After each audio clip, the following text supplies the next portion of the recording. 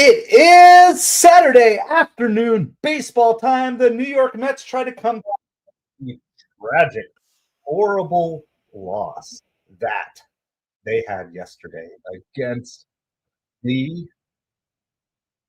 against the Washington Nationals, where they absolutely blew the game yesterday.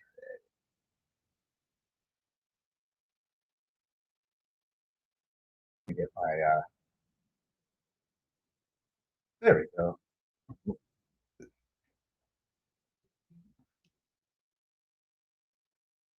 All right, we got the headphones working here.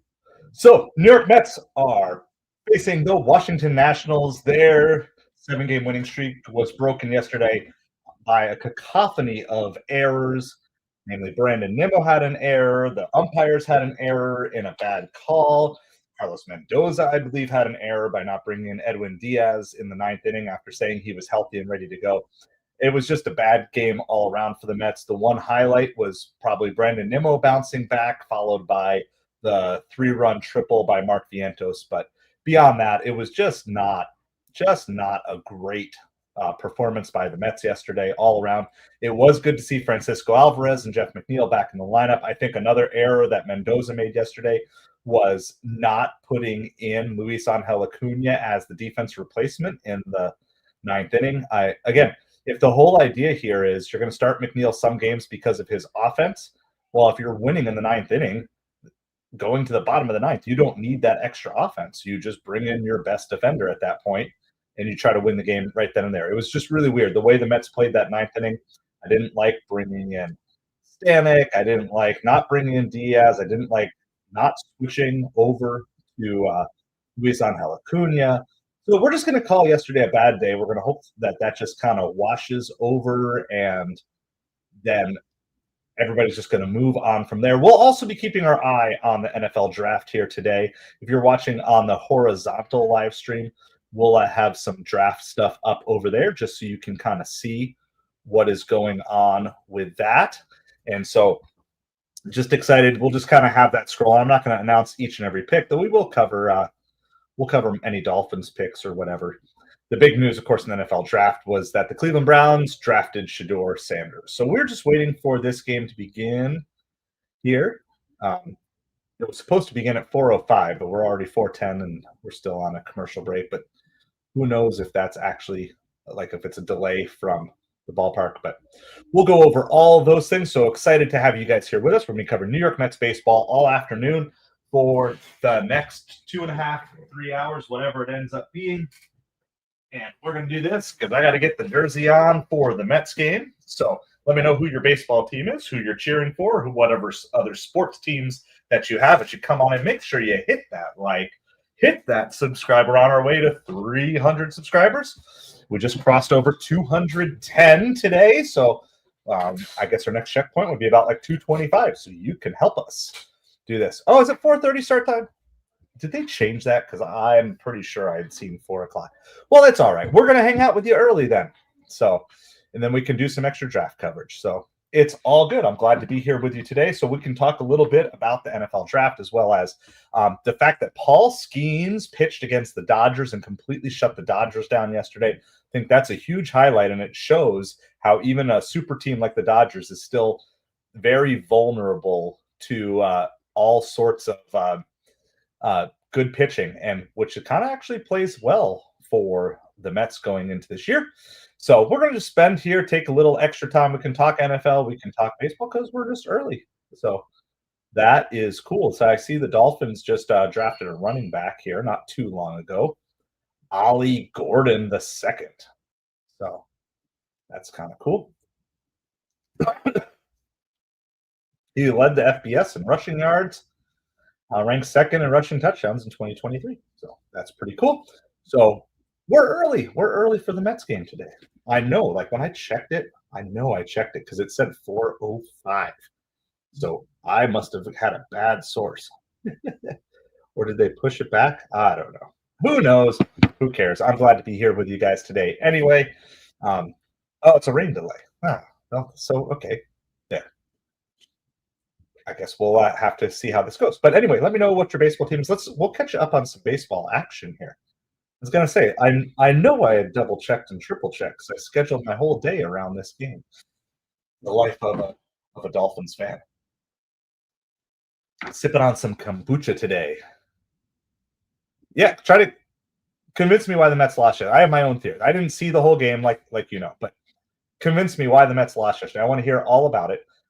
There, it was a bunch of different things. I think just in my take on reviewing what I got to review. So, um, but yeah, convince me. Why did the Mets lose yesterday, Jonathan?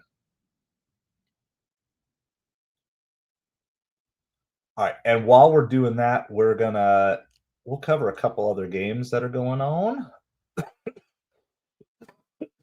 We got a couple games that are just underway,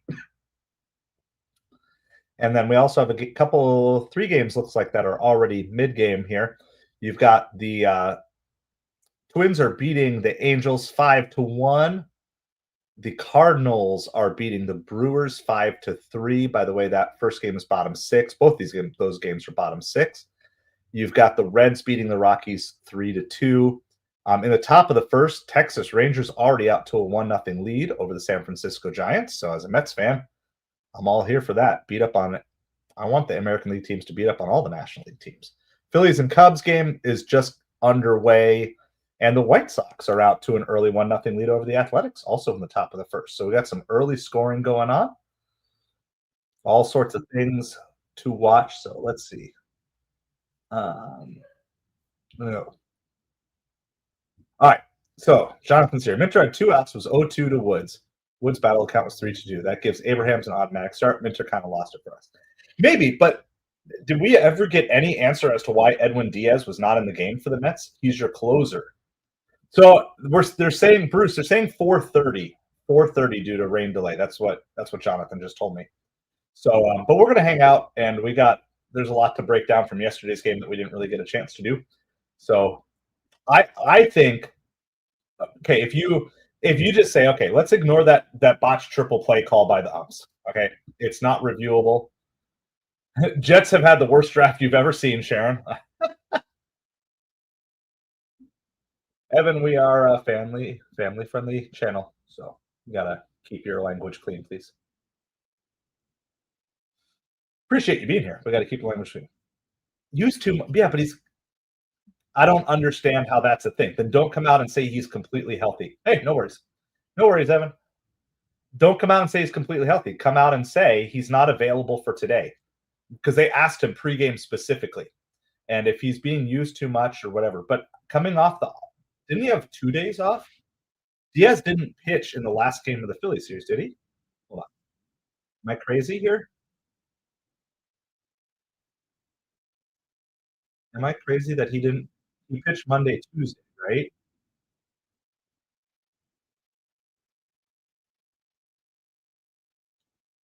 Yeah, right? Hold on. I just I don't buy it. I guess he did pitch. He did pitch on Wednesday because he pitched the ninth, and he pitched 1 and a third on the ninth.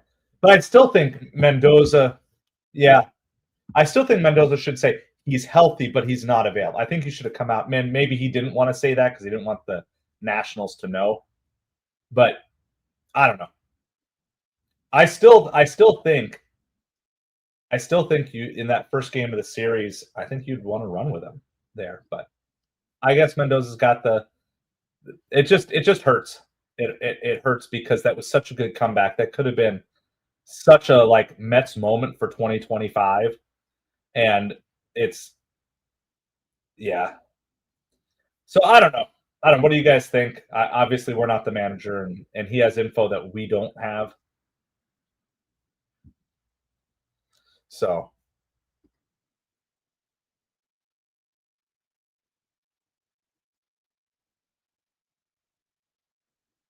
all right.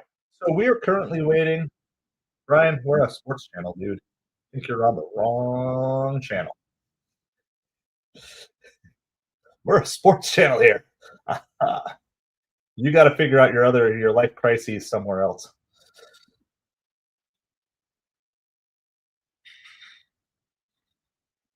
Why did the Vikings take an offensive guard in the first round?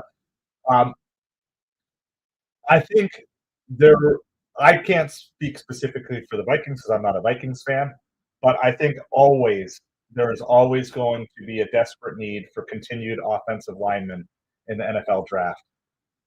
Yeah, but it's not necessarily about the position, it's about the player, and you just have to remember that. Um, the NFL draft is one of the weirdest things because it's one of those places where every NFL fan hates every single pick that pretty much their team does.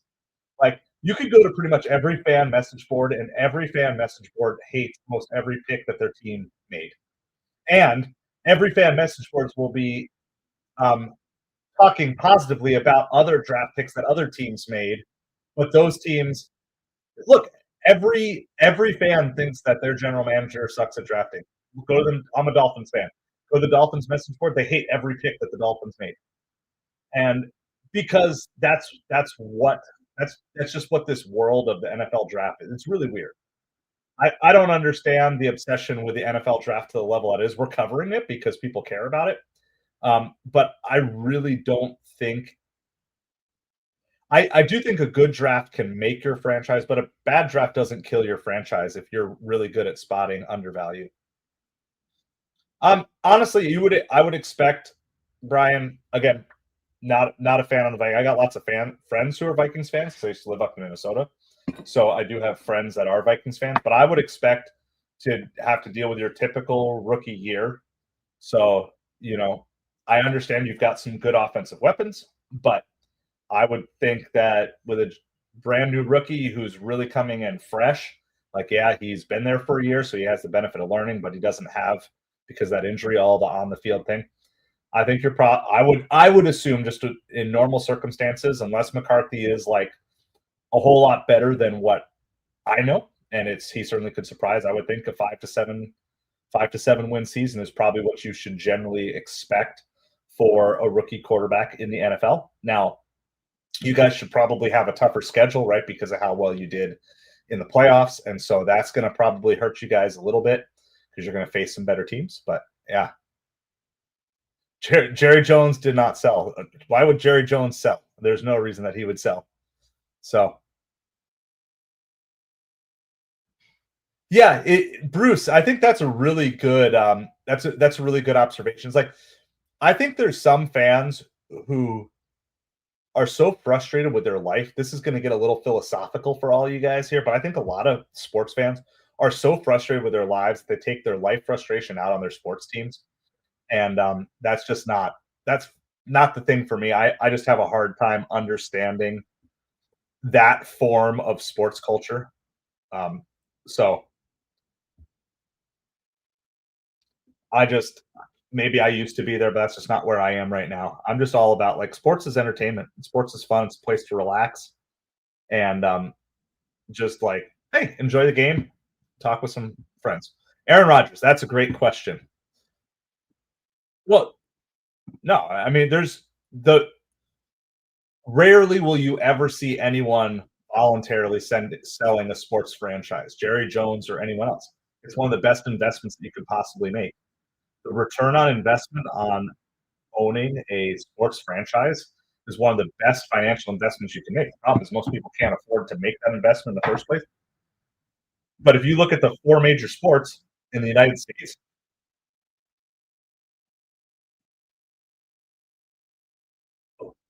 well, why again, even selling in the draft, Savage, why would you sell in the draft while you have Dak? The only way you sell in the draft is if you're tanking. The Cowboys are clearly not tanking. I don't imagine Jerry Jones is going to tank for the rest of his life. I think Jerry Jones is all into. He's going to give his best shot of winning a Super Bowl every year. And so, no, if the Cowboys were sellers, they would have traded away all their star pieces. So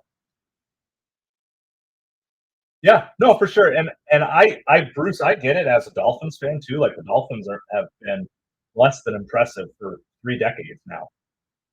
I mean, really, seriously, they've been they've had one or two good seasons. Yeah, what? Don't be surprised if Cowboys still make a trade for a wide receiver. Yeah, don't Savage, don't get that mad over the draft. It's highly overrated. Drafting in the NFL and fan reactions to drafting in the NFL is highly overrated. If you can put the right pieces into place, all of a sudden, like a good offensive line, for example, can turn an average wide receiver into a very good wide receiver. How's it going? First, or is it F-Rod? Sorry, F-Rod. I'm saying that right. Yeah, I think that'd be cool for Curry to pull one more out. And then, where will Aaron Rodgers sign? Where will Aaron Rodgers sign? That's a great question. I think he's. I don't know if Rodgers is going to get a starting spot, but I do. I think some team will end up with Aaron Rodgers, but I wonder if Aaron Rodgers might be one of those mid-season signings, something like that. There's not necessarily a reason for Aaron Rodgers to sign somewhere he doesn't like, and there's much more of a reason for Aaron Rodgers to just wait for a quarterback injury to happen and then hop in on a team that has all the weapons. Because I don't see Aaron Rodgers signing out of desperation anywhere just to be a starting quarterback. I see him much more. If you guys remember, like Gronk, waiting and doing that.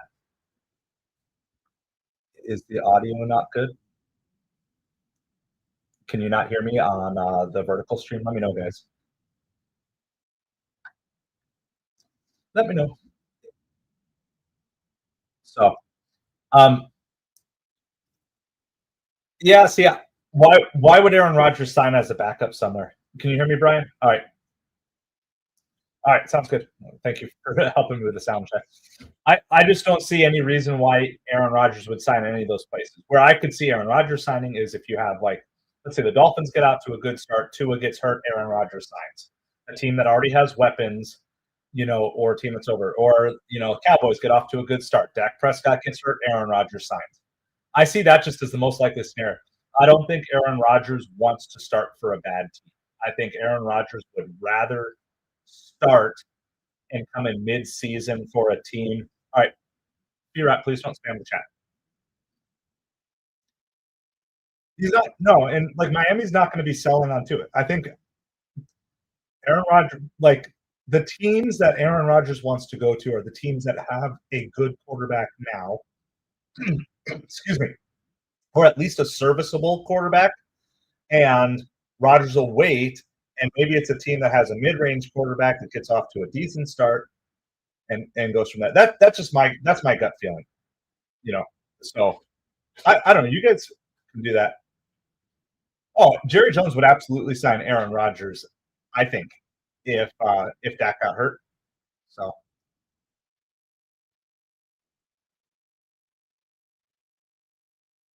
yeah, I mean, I could see, let's say JJ McCarthy slumps to start the season for the Vikings. I could see Aaron Rodgers pulling Brett Favre and signing with the Vikings to go Packers, Jets, Vikings, just like Favre did. Yeah, but here's the thing: if 10-0, I could see that, Jonathan. I guarantee you, if Dak Prescott gets hurt, do you want Joe Milton or Aaron Rodgers starting for you if you're the Dallas Cowboys? Like, I'm guarantee you those talks would at least happen.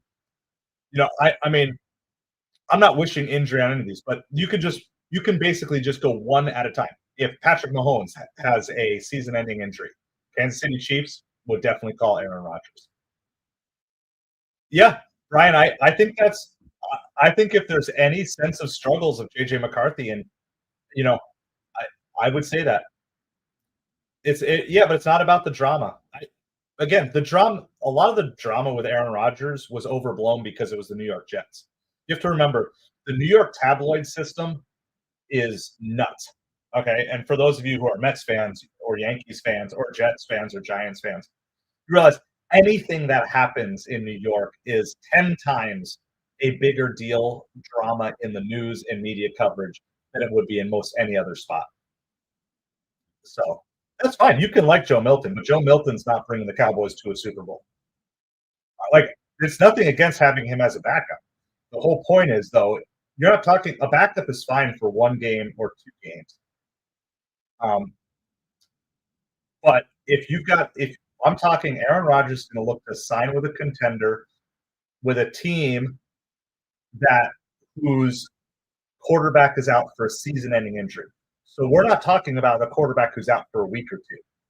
But I can guarantee you, if there's a Super Bowl on the line, you put up with Aaron Rodgers drama in order to chase the Super Bowl, because nobody cares about the drama if you win a Super Bowl, right? Like, nobody cares about the antics of Tyreek Hill when he's winning Super Bowls with the Kansas City Chiefs. The only reason Tyreek Hill brings drama to the Dolphins is because the Dolphins aren't winning Super Bowls.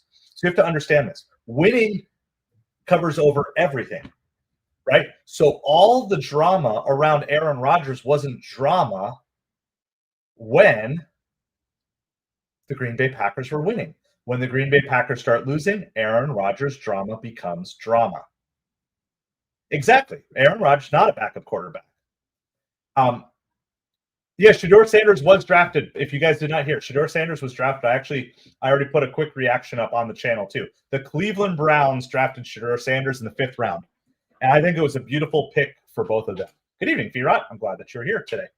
So Aaron Rodgers will not sign anywhere as a backup quarterback. I feel highly confident of that. Redman, isn't that why you go to your job too? If you have, I don't know. I mean, I'm assuming you have a job. Every single person who works a job is doing it for the money. And this is this crazy thing, right? If you switched everything where athletes criticize us in how we do our jobs and how you performed at your job was broadcast on the news media every day, and you're just like, look, I'm literally just going out there to make money. Like, you have to understand, like, this is a job, this is a business for them. And like, that's what this is. And until you do that, I think it's hard to become a sports fan that's a true fan if you don't realize that ultimately this is a job for these guys. And they're asked to do things in their job that you and I could never handle. I think yeah, I don't know. We will see. Obviously, that was a bad call. I'm sure there's going to be some discussions about making a play like that reviewable. So.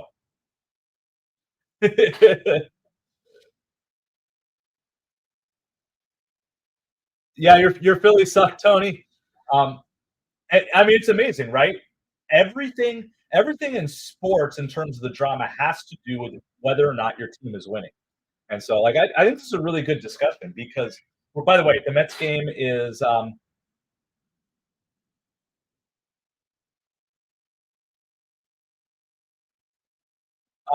Mets game is close to getting underway here, and so there's a lot of Mets fans in Washington today.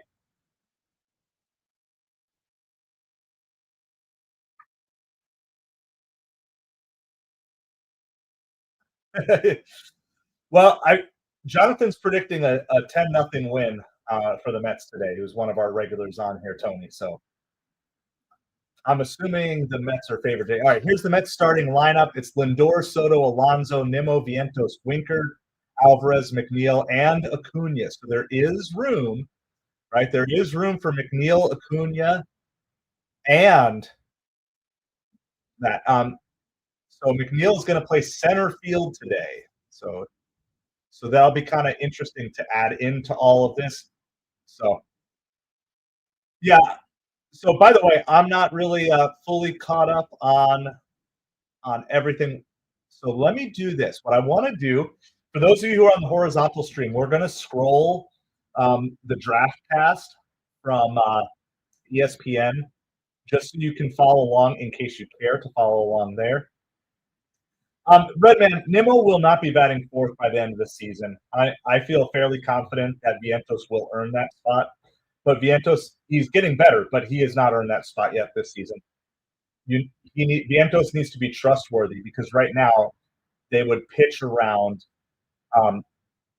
Pete to get to Vientos, and Nimmo is just more of a threat to put the ball into play than Vientos right now.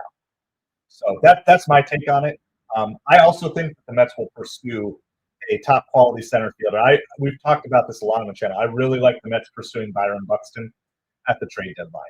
I think that would basically close up the biggest hole we have in the offense of this team. And I'm not saying there won't be other center fielders for trade, but I like Buxton as, hey, and we have a leadoff hit by Francisco Lindor. So let's just see if the Mets can put an absolute smackdown. So we are we're actually live here for the Mets game. So if you want to follow along with the NFL draft while we're covering the Mets game, I'm not going to be covering every single pick, but it is going to be showing on the horizontal live stream that we have going on. Um, Other than that, I'm only going to really highlight, um, any other notable things. The Baltimore Ravens did draft a kicker today, with Justin Tucker being investigated for stuff. So just a heads up for that. If I see any little draft notes that seem important, or Dolphins players, because we're a Dolphins channel, and if you want me to check on any other teams, let me know. That's fine. We will gladly check on other teams for you. But we're going to mainly focus on the Mets game here because that's what this stream is about. Show Donkey who's boss. Yeah, Tucker. Man, it's amazing. All it takes is, one or a series of bad decisions to really change and ruin how your whole legacy is being played out. So a good cautionary tale to all of us to be wise with the decisions you make in your life. And just because you think you get away with something doesn't mean you will. And I'm not presuming guilt or innocence on Tucker. I've not investigated it. But it is very important to make wise decisions with your life. So I think Miami will do something in the seventh round. I like Miami has added like over 1,000 pounds to their offense and defensive lines. Their first three draft picks were all 300-pound guys between their offense and defense. So I like that. It's 2-1 to Juan Soto here, top of the first. Going on, lots of good chats. So sorry if I don't. This is probably the most chat that we have going on all at the same time. So my apologies if I missed a comment. So I'm doing my best to keep up with all of you to the best of my ability. We're streaming both horizontal and vertical, and so I'm doing my best here. Lindor is on first with a leadoff single. This pitch is up high to Juan Soto. It's a full count, 3 balls, 2 strikes going on here in this game. So hold on, I need to go back to DraftCast there. Okay. So we're going to minimize that. your YouTube gold. Yeah,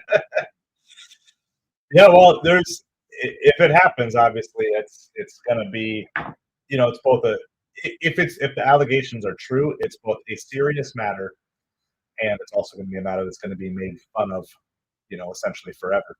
So, so anyway, just always use these things as cautionary tales. Otherwise.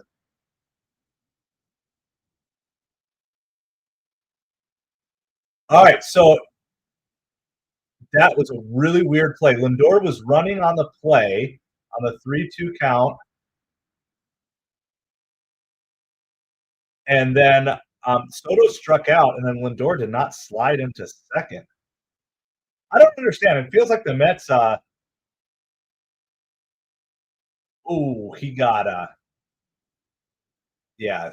Lindor is out, and he just got tagged in the wrong spot.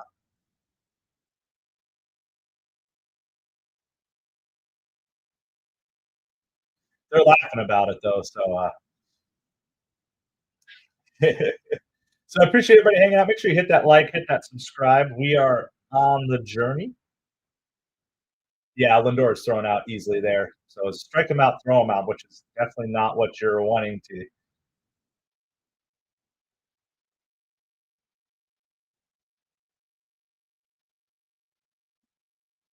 So anyway, that was a weird play and not the right way to start this game for the Mets. So now it's nobody on with 2 outs here on the top of the first. So come on, Mets. You're going to score 10 runs. That means you got to score on average, like over 1 run every inning. So let's make that happen. Let's make that happen here. All right, Pete Alonso is up. His batting average is down to 333 on the season.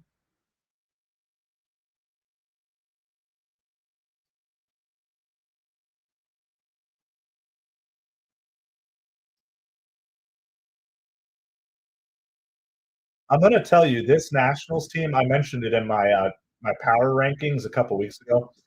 This team is going to be not a fun team to play against. They're young, but they're scrappy. So, like, sometimes you play young teams that are bad. That tends to be like the Marlins, even though the Mets sometimes struggle with the Marlins as well. But then other times you play just young teams that are just scrappy teams. All right, and Pete Alonso strikes out, and that's going to do it for the Mets. So what started out as a promising first inning for the Mets pretty much blew up in their face. So leadoff single by Lindor, followed by a strike him out, throw him out double play, and then followed by a Pete Alonso strikeout. So 1, 2, and 3 in the order. Lindor did his job, but that was kind of rough overall. So let me know. By the way, we are following along with the NFL draft a little bit as well. I'm not really going to be able to analyze picks for you guys on the fly, but if you just want to know, like, I can go over picks of any particular team from the last 3 days if you wish to do so. Just let me know. I will gladly cover that for you. We are going to commercial break, going to the bottom of the first inning. The Mets are trying to get back to their winning ways after kind of blowing yesterday's game. Jonathan blames AJ Minter. I kind of blame Mendoza a little bit. There's all sorts of things, all sorts of people and reasons that you can kind of be upset with the loss yesterday by the Mets. But regardless, the Mets have to come back and get back on their winning ways again. Raj used to play a game called Redbeard. Was it a pirate game? So appreciate everybody hanging out with us here today. We're on the journey to 300 subscribers. So if you wouldn't mind, hit that like, hit that subscribe. We are covering New York Mets baseball and Miami Dolphins football, as well as just baseball and football in general on here. Yep. Bruce, I don't understand why, if the idea is you're trying to, one of the reasons you're keeping Acuna on the team is the superior defense, and you're going to the bottom of the ninth with a one-run lead, why is Acuna not in there for McNeil at that point in time? I don't understand not making that switch. So I think just overall yesterday, I would say it was just a rough day for Mendoza. It was just kind of a rough day all around. Nimmo had a bad play. Umps had a bad play. Sometimes, but you know what? Like, there's almost something good about all your bad stuff happening in one game. Like, I'd rather lose, kind of like I'd rather just lose a game by 20 runs than 1 run, even in the Mets lost by 1 run yesterday. But it's like, if you're going to lose big. Or if you're going to make a bunch of mistakes, make a bunch of mistakes all in the same game. So Clay Holmes is pitching for the Mets, and we have pitch comm issues. So, by the way, the Dolphins have 2 more draft picks left. They have 2 7th-round picks. So they had a bunch of picks, but they just keep trading back to like next year. So, what you got going on? But like I said, if anybody wants me to cover, if you want me to go over draft picks for any particular team, please let me know.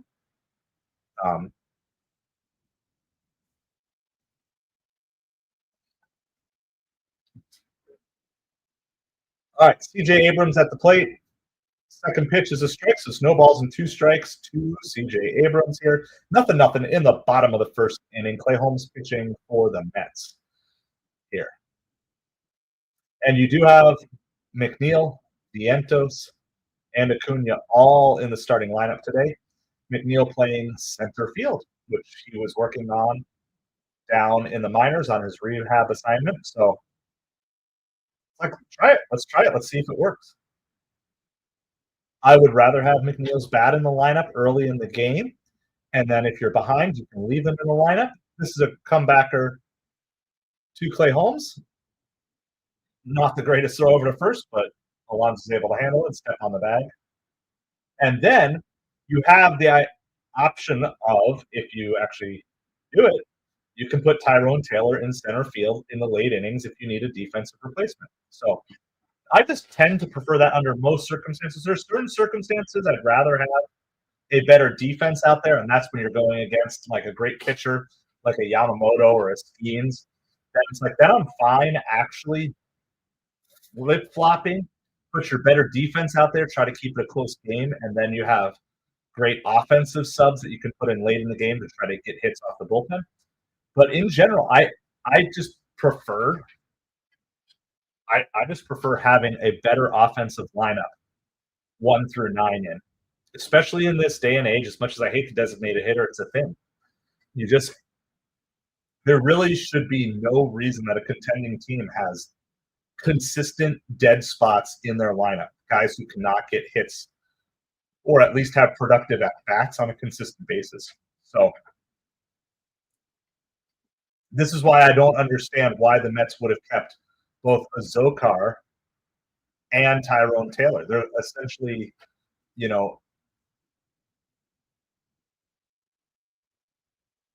it's a slow ground ball to Vientos, and he is not able to throw out James Wood at first.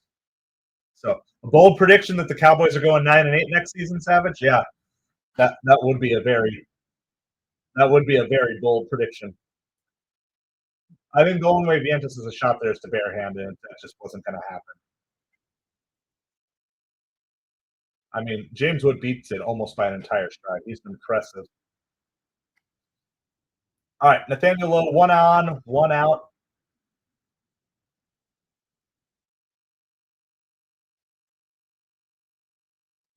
Between 6-11 and 12-5. You could pretty much say that for the Dolphins every year. They'll be between 6-11 and 12-5. 7 wins or 7 losses. Like Dolphins are like guaranteed to go 7-7 every year. It's just a matter of which games turn into wins and which ones turn into losses. Most of the time, they're going to finish 7-10 or 8-9. That's like the Dolphins' pedigree. It looks like it's still raining here in Washington.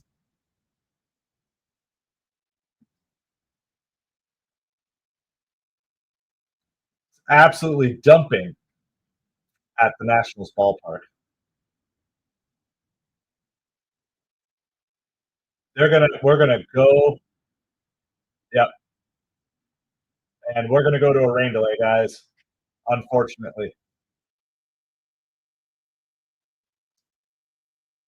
So the game started and we're gonna stop again. So what a day it's gonna be.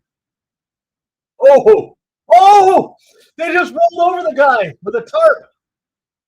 Oh no. Oh, he's hurting. They just rolled over the guy with a tarp, and then they had to roll it back. He can't even get caught up. He's hurting.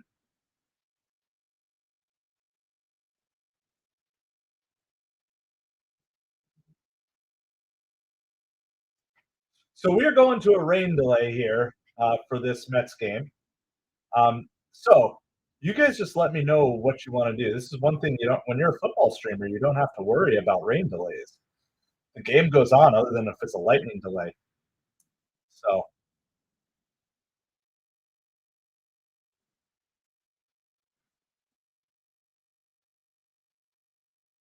All right, we can also do some NFL draft coverage for you. So we're at rain delay, which if you're familiar with baseball, oh my goodness, Mike, you are just dropping the jokes here today.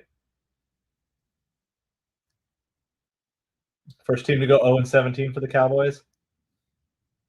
How's it going, Gazi? Someone going 0-17. I don't know who that would be, but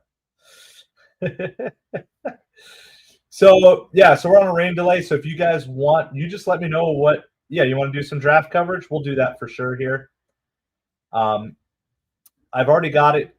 If you want to follow along with the draft, we're already streaming that live. Let me do this. Let me I'm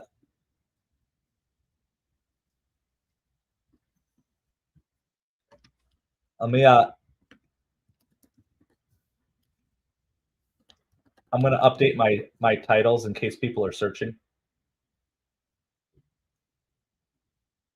So hold on 1 second, since we're going to cover NFL draft here as well. This may be someone searching for a creator to do as well. So here we go. All right.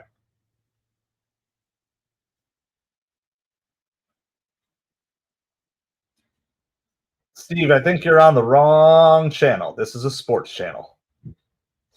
You are on the wrong channel. All right. So let's do this. Let me get, because I'm kind of all set up for a Mets stream. So we're gonna go ahead and we'll get you caught up on DraftCast here. Currently, the Green Bay Packers are on the clock and their pick is in. So we're just waiting to see what pick that is. So we're the New York Mets are in a rain delay. So that's what's going on in case you're wondering. Let me create a banner.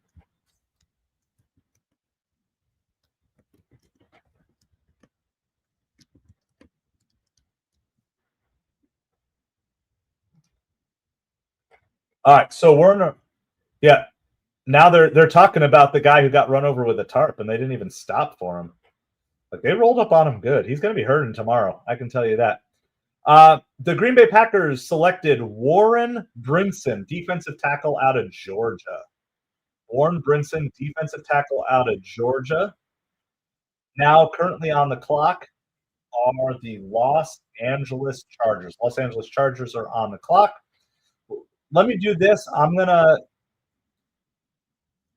go ahead and run through the Dolphins draft picks, and then if there's another team that you want to know, since we are on a rain delay here, it's so with baseball, this rain delay will be at least a half an hour.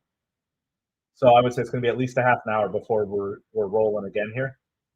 So I'm going to run through the Miami Dolphins draft picks. If you have any other team that you want to know their draft picks for the NFL draft, let me know, and we're going to go from there. All right, so the first couple rounds we covered the last couple of days, and the first round draft pick for the Dolphins was Kenneth Grant Jr., a defensive tackle out of Michigan. He weighs 331 pounds.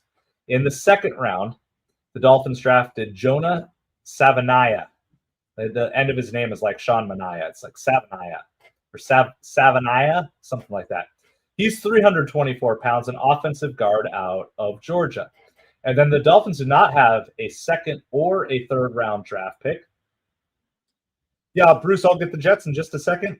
So then earlier today in the fifth round, the Dolphins picked Jordan Phillips, a 312-pound defensive tackle out of Maryland. So the Dolphins' first three picks were all offensive, defensive linemen, and they were all 300-plus pound guys. Then they went to the secondary, and then they had three picks in the fifth round. So then later in the fifth round, they picked Jason Marshall Jr., a cornerback out of Florida, and they followed that up with Dante Trader Jr., a safety out of Maryland. Okay, and then in the sixth round, they finally got an offensive weapon, and they picked Ollie Gordon II, a running back out of Oklahoma State. So those are the Dolphins picks that we have so far. And by the way, we're not ignoring the New York Mets. That game is just in a rain delay. So we're just hopping to some NFL draft coverage. All right, and if you want to know about your team, just like Bruce, let me know, and we will cover it for you. So we will give you the New York Jets picks. In the first round, the Jets picked Armand Membu, an offensive tackle out of the University of Missouri. In fact, check this out. I'm just going to read all of them. The colleges that all the Jets players came from: Missouri, LSU, Florida State, Georgia, Alabama, Miami. Man, the Jets it's going to be like the South coming up north for the Jets. All right. In the second round, the Jets picked Mason Taylor, tight end out of LSU. In the third round, they picked Azariah Thomas, a cornerback out of Florida State. In the fourth round, they had two picks in the fourth round. The first pick they picked was Arian Smith, a wide receiver out of Georgia, followed by, later in the fourth round, Malachi Moore, a safety out of Alabama. And then they did back-to-back picks from the University of Miami, so represent the U here. They picked Francisco Mauigoa, or Mogoa, Mauigoa, a linebacker. Followed that up 14 picks later by Tyler Barron, an edge, also out of the University of Miami, also known as the U. Some other picks that have just come through recently. You had Raywan Lane III, a safety out of Navy, went to the Jacksonville Jaguars. And Vikings are on the clock. They actually have back-to-back picks here. We are late in the 6th round. Yes. Yeah, Justin, I saw the guy got completely rolled over, and they barely even stopped. Nothing like a good tarp mess up by the grounds crew. So they were commenting after it as well. Yeah, it just seemed very noticeable. Teams, I don't want to say overvalued, but they were drafting edge rushers a lot, and then offensive and defensive linemen a lot. And maybe it's just because of this draft, there just wasn't as many crazy weapons, at least projected top tier. Like, there wasn't this Jamar Chase, Justin Jefferson type of player. Here you go. The Vikings just picked Kobe King, a linebacker out of Penn State. And Vikings are on the clock again for back-to-back picks. So,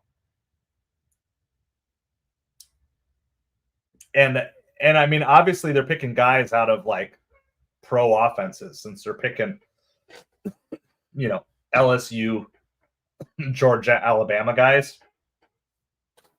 So again, without digging in and knowing too much about those guys specifically, I'm not going to give you a breakdown on all that or pretend like I know what's going on, but it seems like, I don't know, that's what it just seemed like. Like, the Dolphins kept picking guys over slotted, like higher than where they were projected if they were offensive line, defensive line help. And I think there's something to be said for that. All right, Vikings next pick is Gavin Bartholomew. Gavin Bartholomew, a tight end out of Pittsburgh.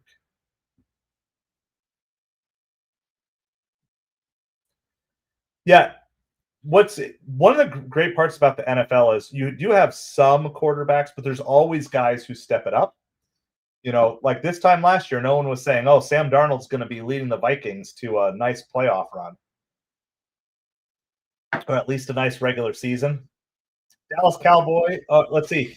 This is going quick now. These picks will go quick. LeJonte Wester went to the Baltimore Ravens. Now the Dallas Cowboys are on the clock. So, Savage Batman, I don't know if you're still watching, but Dallas Cowboys are on the clock. Of course, the draft only goes through round 7. I know Tom Grassi was announcing a pick for the Packers today, which is really cool. So congrats to Tom Grassi. Grassi's been a big supporter of, well, not this particular channel, but of my other channel. And he's rated us multiple times, and always appreciate him. And he's been putting the grind in on NFL coverage for 10 years, and it's really cool. Really cool to see him breaking into just really getting accolades for all the work that he's put in. So congrats to Tom Grassi. Pick is in for the Cowboys.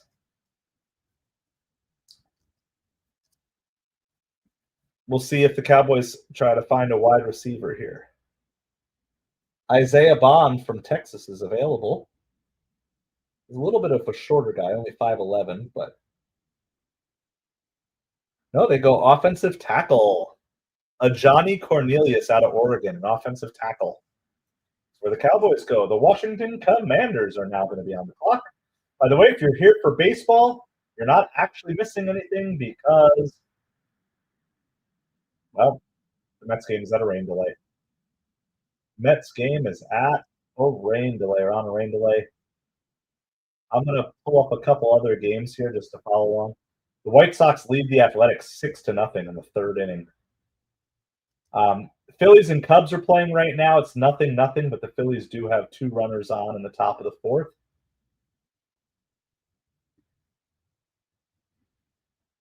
St. Louis is leading the Brewers 5-3. That's in the top of the ninth.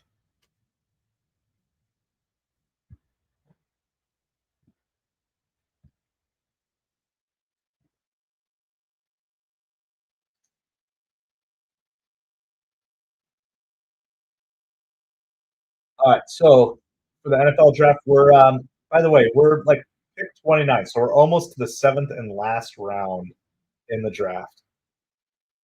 MPG, that is true, and getting paid a lot more money than I'll ever see. So kudos to them, right? Living the dream. Living the dream. How you doing today, MPG? Glad that you're hanging out with us here on the day.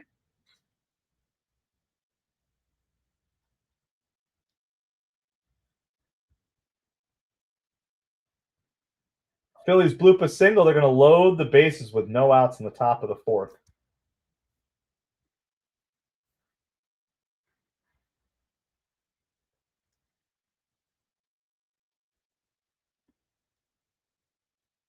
We will have our brand new power rankings for Major League Baseball coming out tomorrow. So looking forward to putting that together, seeing how all the teams finish out the week. The Mets were potentially slotted to take over the number one, but I'll tell you, they need to win these next two games. Otherwise, I don't know if,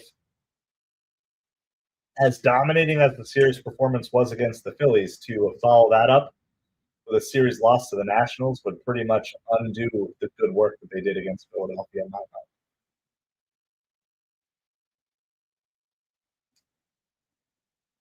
But they were looking to take that spot over. Cubs are also probably looking to move up. I mean, you might have the Dodgers could be as low as fourth or fifth in the power rankings, depending on how the next 2 days go, because they just lost to the Pirates yesterday. And granted, it was against Paul Skeens, but Nick is in for the Washington Commanders here.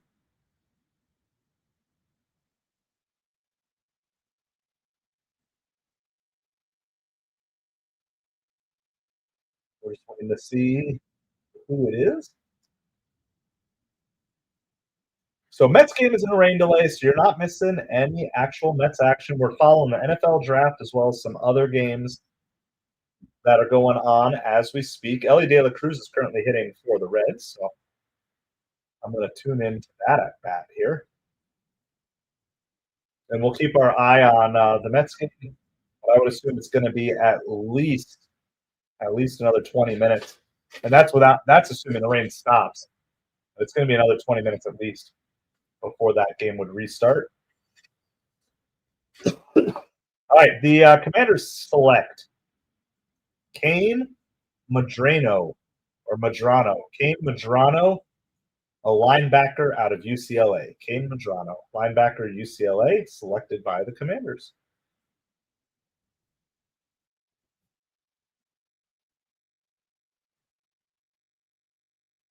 So if there's any NFL team that you want me to check into for their draft, be sure to let me know.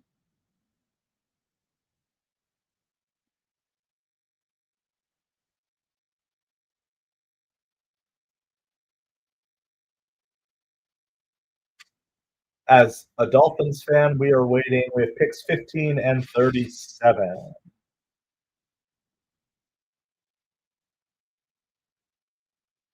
I agree, Bruce. Like I said, if you're gonna make mistakes and have a bad game, it's best to do all your mistakes at the same time.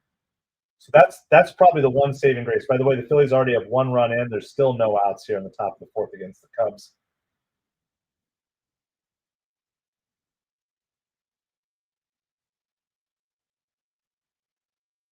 So that could get really ugly really fast.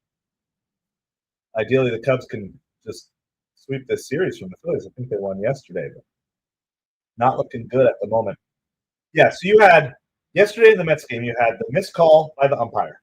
That was not challengeable. Yeah, I don't see why the Finns would not trade Ramsey if they can get someone for him. or even if it's a future pick or whatever. It's just not working on the team. It could be one of those that even though he's a good player, sometimes addition by subtraction. Another RBI single.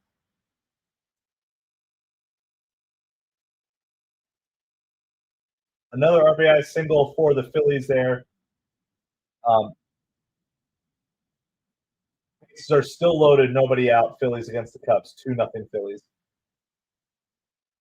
I think that was Bohm who just had the RBI single there.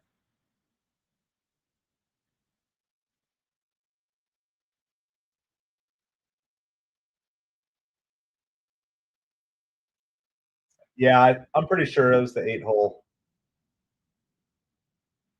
Oh, nice diving play by the Rangers shortstop there. Nick Ahmed. That was a very good play. Yeah, and it's just like, and I get it. I get why these guys are all in to win championships, especially when you get later in your career. It's like you already have the money, then now you want the legacy. Um, and obviously the Dolphins had a failure of a season last year. I don't think anybody would say anything less than that. So I get why Jalen Ramsey doesn't want to be there. If he doesn't think they can win this year, he'd rather move on. And if he doesn't want to be there, it's better for the Dolphins to get rid of him. So yeah, I'm sure you guys have all seen that with different teams. Like sometimes you add by subtracting. All right, some other we've missed a couple of draft picks here. Let me get you caught up on what we've missed. I guess not much. I guess we only missed one. Chase Lunt, an offensive tackle out of UConn, went to the Buffalo Bills.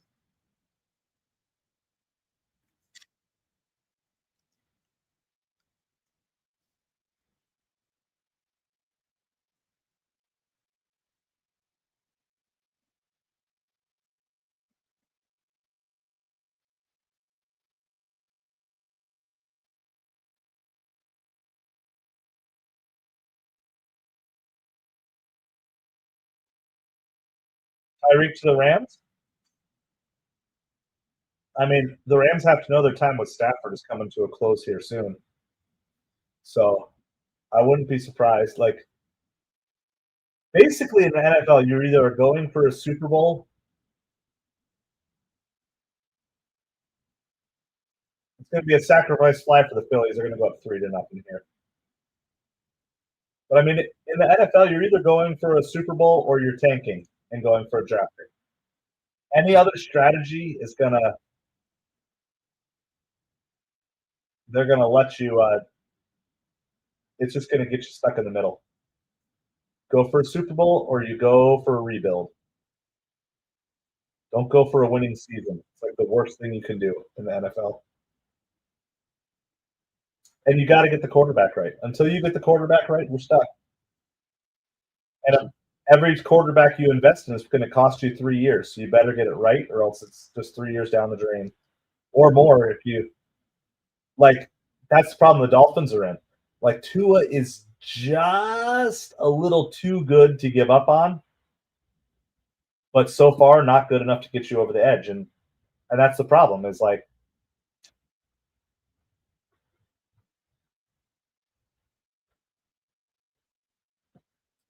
so the Mets game is still in a rain delay here, so we're not missing any action.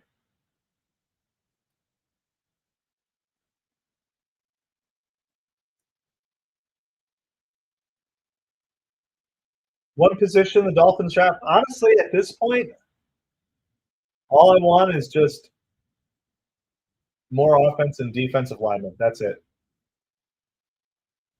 Yeah. Well, that's been the problem too. Is like people can talk a lot about Tua's injury history, but I can tell you as a Dolphins fan, a lot of his injury history has to do with the fact that the Dolphins just never took care of him.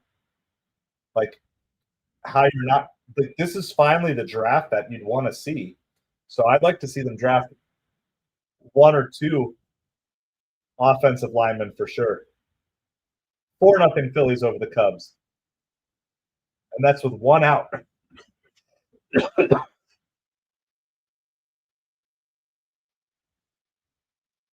So we'll see. I I don't know if there's any quarterback left that I'd be like really excited about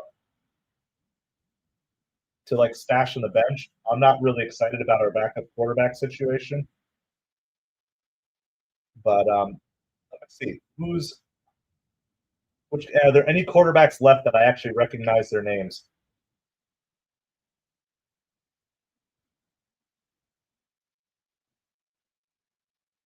Quinn Ewers out of Texas.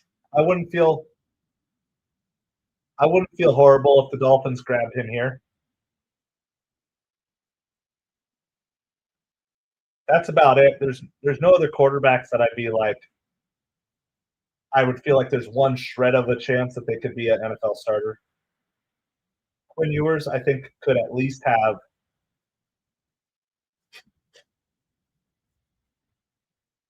a shot someday of becoming an NFL quarterback. So Chiefs need a running back. So who are the best available running backs at this point?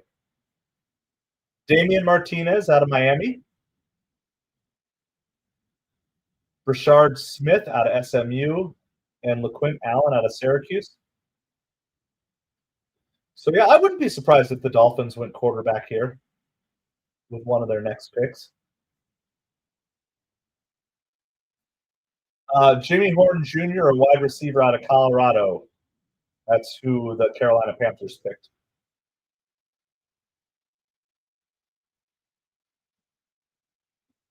Wow, Pete Crow Armstrong just made a great catch. That Pete Crow Armstrong trade the Mets made for Javi Baez is going to turn to be probably one of the worst trades the Mets ever made. Just Pete Crow Armstrong could be an all-star this year. This year he could be an all-star and a center fielder, which is by far the weakest position we have on this team.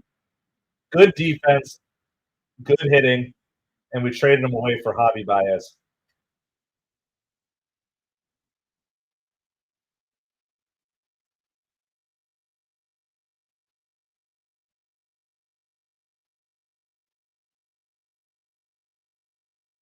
It's going to be a Bryce Harper double. It's going to score two more runs. It's going to be 6-0 Phillies over the Cubs in the fourth inning. Cubs like don't even care about their pitcher.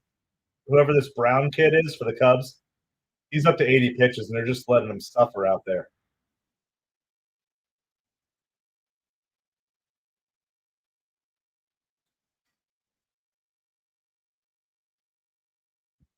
Jeff McNeil's face.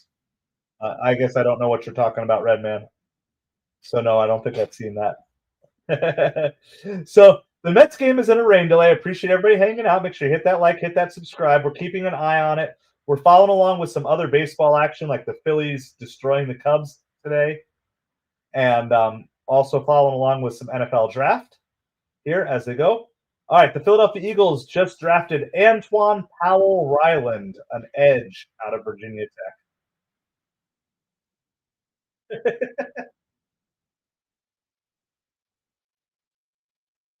I think they're finally going to be merciful and take this Cubs guy out. But I mean, it's still early enough in the season you can kind of justify it by like the problem is when you have a starting pitcher and he's pitching poorly early in the season, you still want to get him to 70 or 80 pitches to stretch his arm out. But if he's getting hit like crazy, 70 or 80 pitches is more than enough time for the other team to put up 5-6 runs, like what the Phillies just did. So what do? Sometimes it's not about today's game. It's about making sure your pitcher's getting his arm stretched out for future games. Because if you take the guy out at 30 pitches, he still has to go on 4 or 5 days of rest. And then next game, he's maybe even worked backwards from where he was the previous game. So it's unfortunate for the Mets that it's just happening against the Phillies.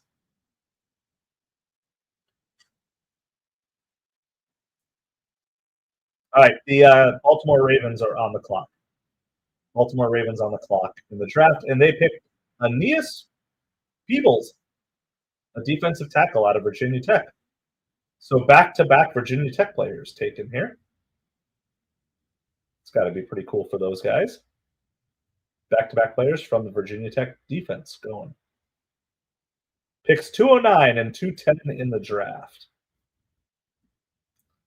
I wouldn't mind other. I guess we're talking about what other positions for the Dolphins to draft. If they could find a diamond gem in the rough wide receiver, I don't mind that pick here. Offensive lineman, defensive lineman, cornerback, safety. I don't mind any of those. Or the quarterback. So Dolphins are scheduled to have 2 picks in the 7th round, but they have kept trading back picks for next year. So they're kind of keep stockpiling for future years.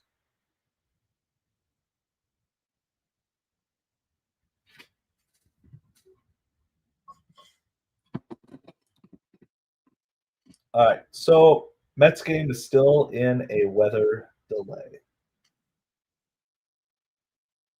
Yeah, Ben Brown just got absolutely smoked by the Phillies today.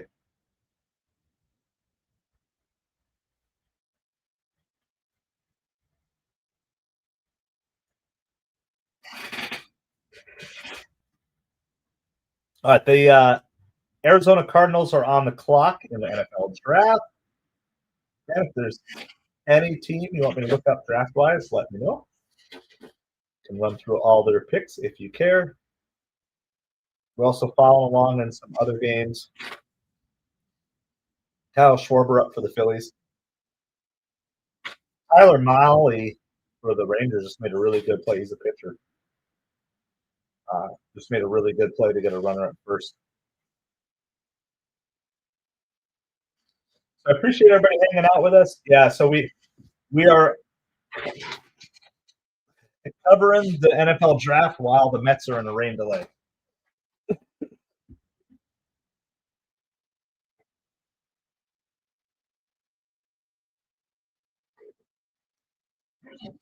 So I appreciate everybody hanging out with us here today. Make sure you hit that like, hit that subscribe. We're on the journey to 300 subscribers. My name is Craig, and this is MetropoliFins for YouTube's smallest New York Mets and Miami Dolphins channel. So I appreciate you being with us here today.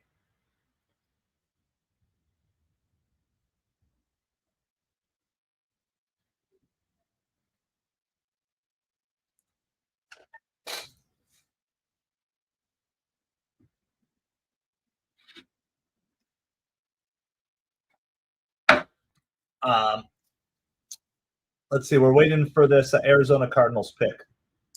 There are 6 picks left in the 6th round of the NFL draft. So that's what we have. Again, we don't have too many people here, so if you want to do any special requests about looking over what any team has drafted, let me know. Soto needs to get it going. Mets need to stop leaving runners on base. I think those two things are directly connected with each other. I think Soto is pressing in the opposite way, right? So last year we talked about Pete Alonso pressing. And specifically, I noticed Soto is chasing more than he normally chases. The Arizona Cardinals picked Hayden Connor, an offensive guard out of Texas. Yeah, it's nice that the NFL's got this draft going on for us here today. So, I appreciate the kind words, Bruce. Like we want to have fun here. Yeah. So here's the thing. This Mets team is playing really well. I also think it is fair to say that this Mets team is really not playing as well as they should be playing. And I know that sounds contradictory, but here's what I mean. They're finding ways to win, which is what good teams do. But this team is not in sync. I do not trust the pitching staff to be – I don't think we have the best 5 starters in baseball for real. I think we have the best 5 starters in baseball for the first month. But I am going to expect there to be some natural regression going forward for the New York Mets starters. By the way, Baltimore Ravens are on the clock here. Baltimore Ravens on the clock for pick number 212 in the draft. So we're going to update, again, any questions you guys have on the draft, let me know. But this is my analysis. So if we go through, even the players who are doing well are still kind of streaky. So Lindor started off not hot, then got really hot. Pete Alonso, the first couple days, not great. He's probably been the most consistent hitter. Soto is doing some things that you would expect Juan Soto to do in certain circumstances, but his eye has been off at the plate. I also think the umpires are.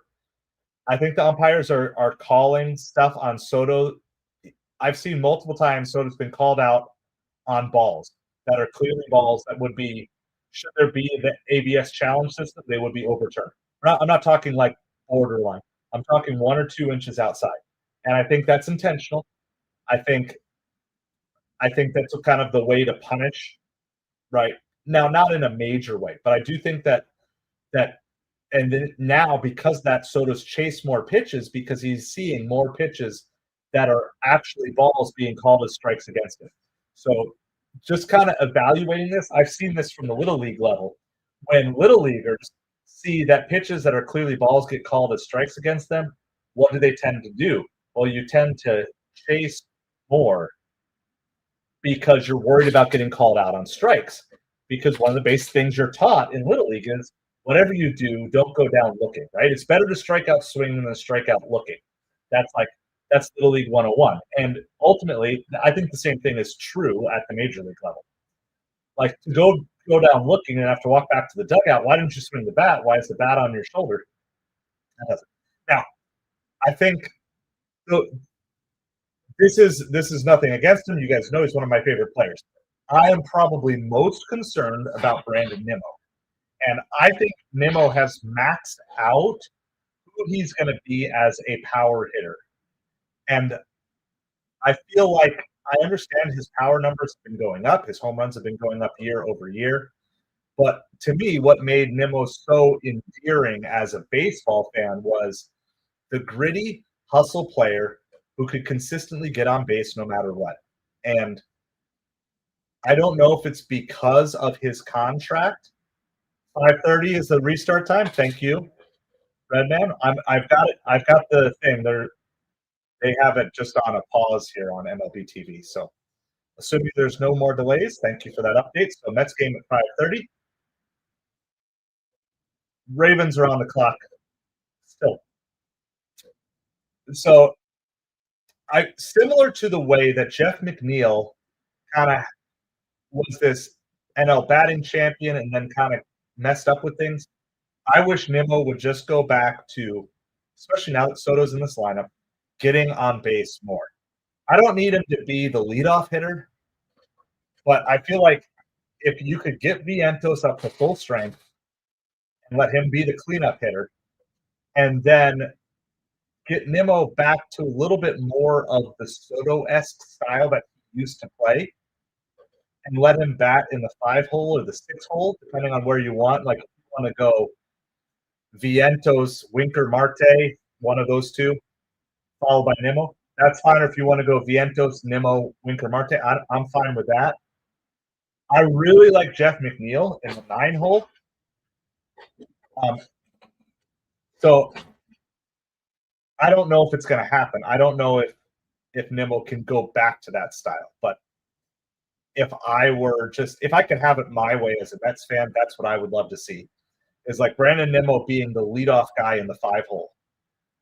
So it's like you've got your 1 through 4, and then your 5 through 8, and then you put like McNeil in the 9 hole to try to turn the lineup over and do it all over again. Like to me, there's no reason that everyone in this lineup should not be getting 4 to 5 at bats every single game, even on the games where they can't get runners home. So, yeah. Oh, we have to do this all the time, and it's tough on the kids. Like I understand expanding the strike zone a little bit, but man, it's really hard to do that. But yeah, well, Nimmo's never going to go back to the number 1 spot. He's not in the position to do that, but he can be the second number 1 slot, which is the 5 hole. That's what I would love to see Nimmo be. But again, they've got their whole thing. By the way, Baltimore Ravens picked Robert Longerbeam, a cornerback out of Rutgers. So last 4 picks in this round is Raiders, Chargers, Raiders, Broncos. So an AFC West. Yeah, Justin. No, Lindor needs to be leadoff. So this is what I would say. I would want Lindor, Soto, Alonso, and then Vientos, based on who we currently have. right? That's your 1 through 4. And then you kind of reset as who's your second leadoff hitter here. That's where you would go Nimmo. And on days where Nimmo's out, then you could have McNeil in that spot, right? But then you go Nimmo, and then whoever's your 2-hole guy. So that could be someone like an Acuna there, or you could also put Starling Marte there, something like that.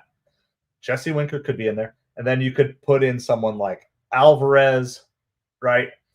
And kind of you're just kind of trying to slot all the way through. And then you either have Acuna or McNeil could be your 9-hole hitter, which is essentially like your third leadoff hitter. So, no, I don't think it's the Mets messing up Brandon Nimmo, Redman. I think it's Brandon Nimmo's trying to figure out the best way to help the team. I just think by adding Soto, we have less of a need to get power out of Nimmo than what we maybe needed a year or two ago. And I think one other way you could alleviate that pain is if you could get a true center fielder. And again, you can use Byron Buxton as your fill-in here, but I'm just going to keep an eye on the center field options that are available. And this is no shade on Jose Siri or Tyrone Taylor, but I just don't think you need both of those guys on the roster. You need one of them. You need a great defensive replacement who can occasionally put a charge into a ball. You know, if they were to come up, if you had a game that had to go into extra innings or something like that. Yeah, but Justin, here's the thing. The way I look at it is that contract was a reward for Nimmo's loyalty, right? So I think that's like a hometown bump. Like it's a little hometown bonus that Nimmo got there. In the same way that if the Mets go out and win a World Series this year, I think Pete Alonso is going to get a hometown bump as a thank you for it. And you're paying Nimmo for his character and for his leadership as well, and not just his on-the-field production. So, and think about it. It locks up this idea that you've got it. Now, it's unfortunate the injuries have kind of come along a little bit, which is, again, the risk of these bigger contracts like that. But I just wonder if there's pressure. I wonder if there's pressure with that contract for him to feel like he needs to hit more home runs to be worth it. And I think ultimately the way this team has been transformed here over the last couple of years, if you could have Nimmo go back to more of the contact, put the ball in play type of hitter, that might be better. Yeah, but Redman, like every athlete, they change as they get older in their career. It doesn't matter. Like it's just life. You get old, and you have to adapt your game to different things. So. Redman said 5:30, so we're going to keep an eye on that. They're still showing weather delay for this Mets game. The Las Vegas Raiders picked Tommy Millott, a quarterback out of Montana State. The best way, I agree with you, Justin. I think it would be great if he could be a lifelong Met, especially if he's willing to slowly transition to more of the DH role. The best way to get Pete Alonso back is for the Mets to win a World Series this year. In my mind, that's the best way. By the way, it should be noted that the Cubs do not have a hit yet in this game against the Phillies either. Just a heads up. That's going to the bottom of the fifth. The best way to see Pete Alonso back as a lifelong, or at least almost a lifelong Met, because doing that. The best way to see Pete Alonso come back for the Mets next year is for the Mets to win a World Series this year. And then I think Steve Cohen will pay that little extra bonus. I think otherwise you're much more likely to see a 2 to 3 year deal. And I still think he might get a bump in pay, but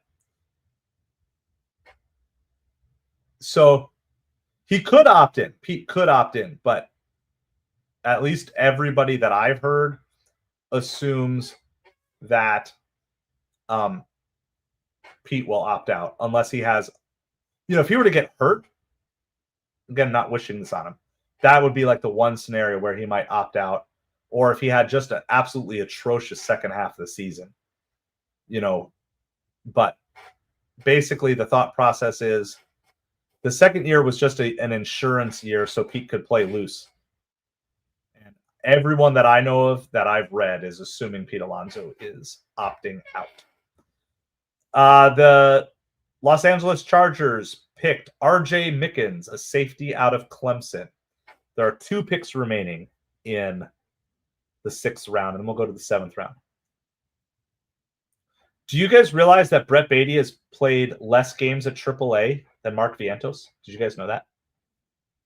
Brett Beatty has not even played a full season's worth of games at AAA, which is kind of surprising to me. It's because he moved up so quickly and he kept destroying the ball at AAA. But Beatty's defense is better than Vientos. So,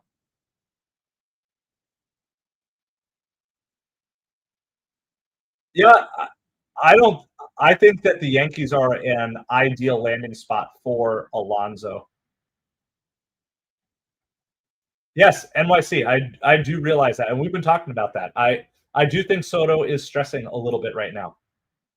Um, ooh, another quarterback. Another quarterback off the board here.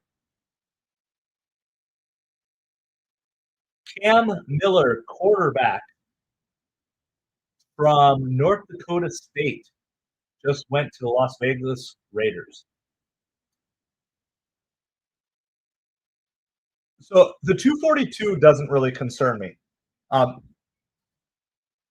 the part so Soto is stressed. We were just talking about this NYC too. Appreciate you hanging out with us. Part of what's happening is Soto is getting some poor strike 3 calls against him on pitches that are clearly balls.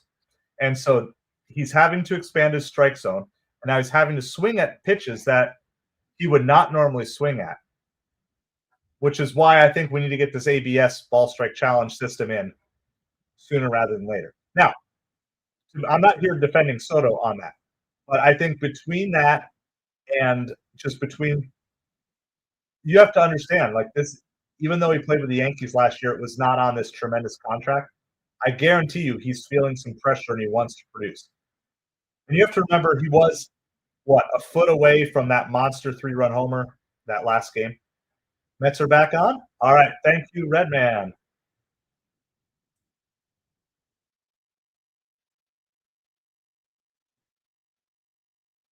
And they're going to allow Clay Holmes to continue in this game, by the way, which is not something. So thank you, Redman. You've been right on it here with this game. So Clay Holmes is warming up. We are continuing on in the bottom of the 1st inning. So we'll keep updating on draft picks as we go here as well.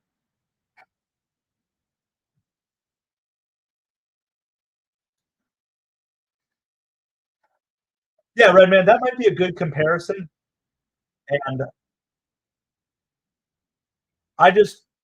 winning cures everything. So as long as the Mets are winning, it keeps the pressure up. So if everybody in the New York Mets lineup were batting exactly the same as they were, but the Mets had 7 wins or 8 wins on the season, or 9 wins, whatever we have, as opposed to 9 losses, then absolutely there would be all sorts of talk about Soto.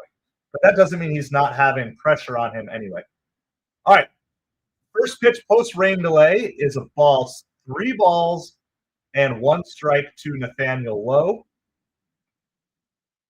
All right. This is bottom of the 1st inning. It is 0-0. The Nationals have a runner on first. There's a strike. 3 balls and 2 strikes. So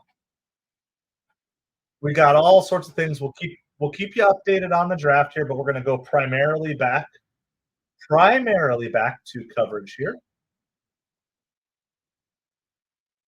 This ball is going to be fouled. Oh, and Nimmo's going to get it. I thought that was going to go out of play, but it stayed in play. Nimmo was able to make the catch. So there are now 2 outs here in the bottom of the 1st inning. Clay Holmes is pitching for the Mets. The Mets actually got a leadoff hit in the top of the 1st by Lindor, but then there was a strike him out, throw him out double play. Soto struck out, and then Lindor got thrown out at second. You're a little ahead of me. Yeah, I guess I'm a little bit behind here as well. So let me get caught up here. I think I had paused. Oh yeah, because I had rewound it to watch the guy get run over by the tarp. That was good stuff. Josh Bell pops out to Francisco Lindor. So I think we're caught up to live again here. Lots of things going on. So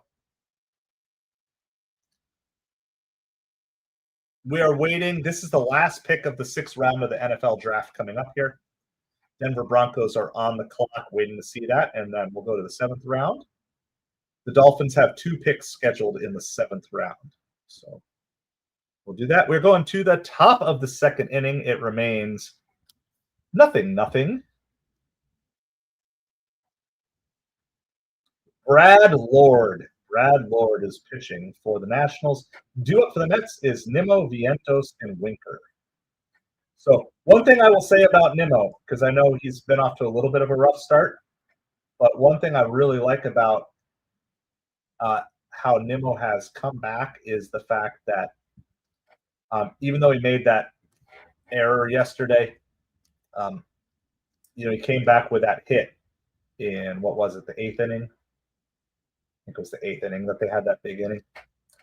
And he was able to come back and not be knocked down by that. He came back with a key hit that kept that Mets rally alive.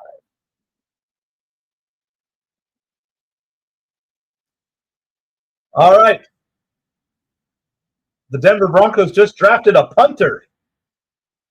Jeremy Crawshaw, a punter out of Florida, just went to the Denver Broncos. So, with that in mind, we are on to the 7th and final round of the NFL draft. Now, there will be guys that are not drafted that will be signed as undrafted free agents. So, just because your team did not fill all of their biggest holes on your NFL roster doesn't mean they are done. In fact, there's going to be lots of guys. Plus, as you draft guys, there's going to be lots of cuts. Browns getting the Steelers headache. Yeah, the Browns decided to take on Shedeur Sanders. I put out my initial reaction video on that. So if you haven't seen that, you can check that out. I cut part of it into a short, but make sure you check out my take.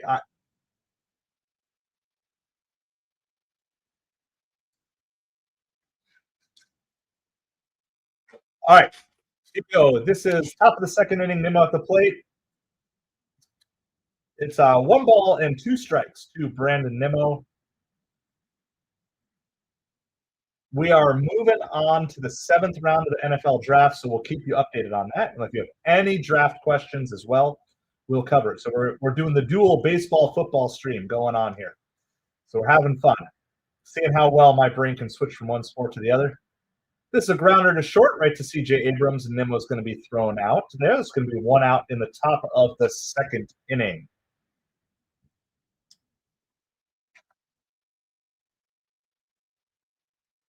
The Dallas Cowboys are on the clock, and their pick is in here in the 7th round. We're also going to keep a little bit of an eye on the Phillies-Cubs game because the Cubs, at least as of recent, did not have a hit yet in that game. Swaggy Marky V is at the plate for the Mets. Now I'm ahead of you. So, Justin, I actually put a whole video up on torpedo bats. I don't have a big issue with them. I think it's just about the ongoing customization and personalization of baseball. So I put a video out about a month ago about my take on torpedo bats. If you look back in the day, there are different bat barrels, barrel sizes, barrel weights versus what players used.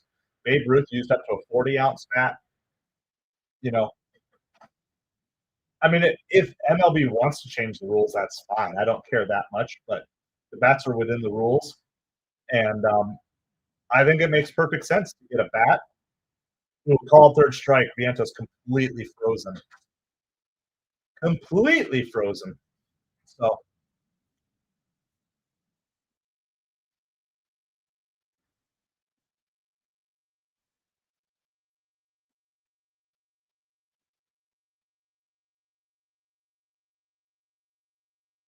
let me see if I can find you that link for I'll find you I did a nice video on it and kind of like the history of it a little bit.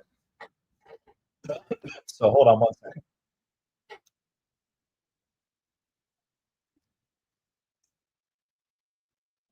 All right, this is Jesse Winker at the plate here for the Mets.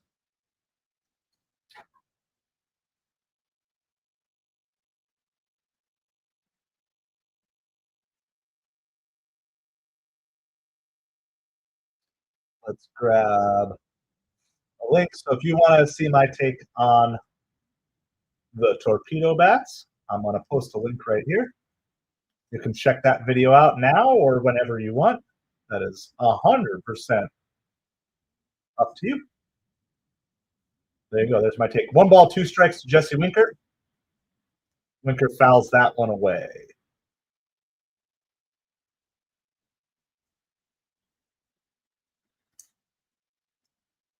So I just think, yeah, with the torpedo bats, it just makes sense. Everything is customized. We live in a Burger King world. Have it your way, right?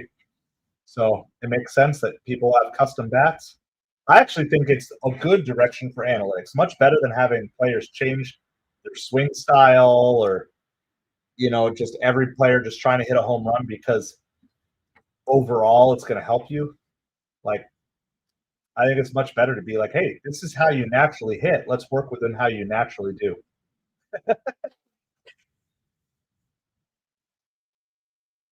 We could go, we'll keep it family friendly, go Jesse Frankfurter.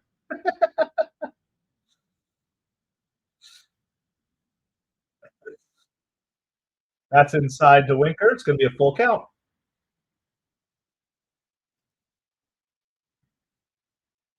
All right. Couple of draft picks here to get you caught up on. First pick in the 7th round, the Cowboys pick Jay Toya, a defensive tackle from UCLA.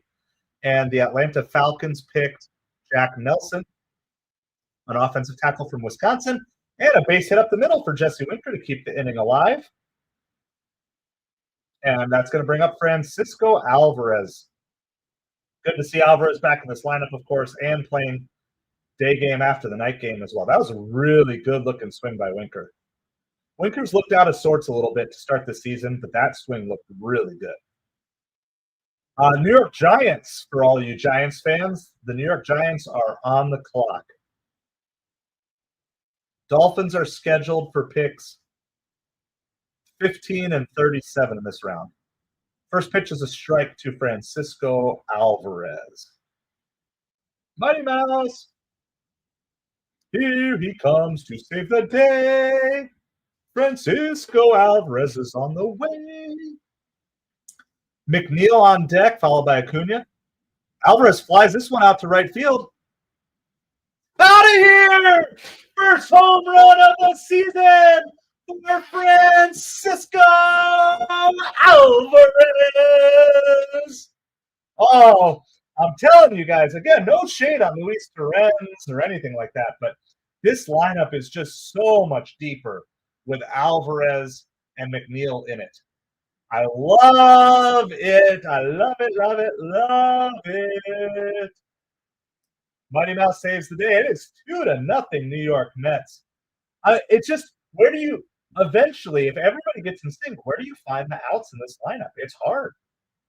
And again, this is no shade on the Jose Series of the world or the Tyrone Taylors, but it's like those guys are great to have coming in as defensive replacements, as speedsters on the bases.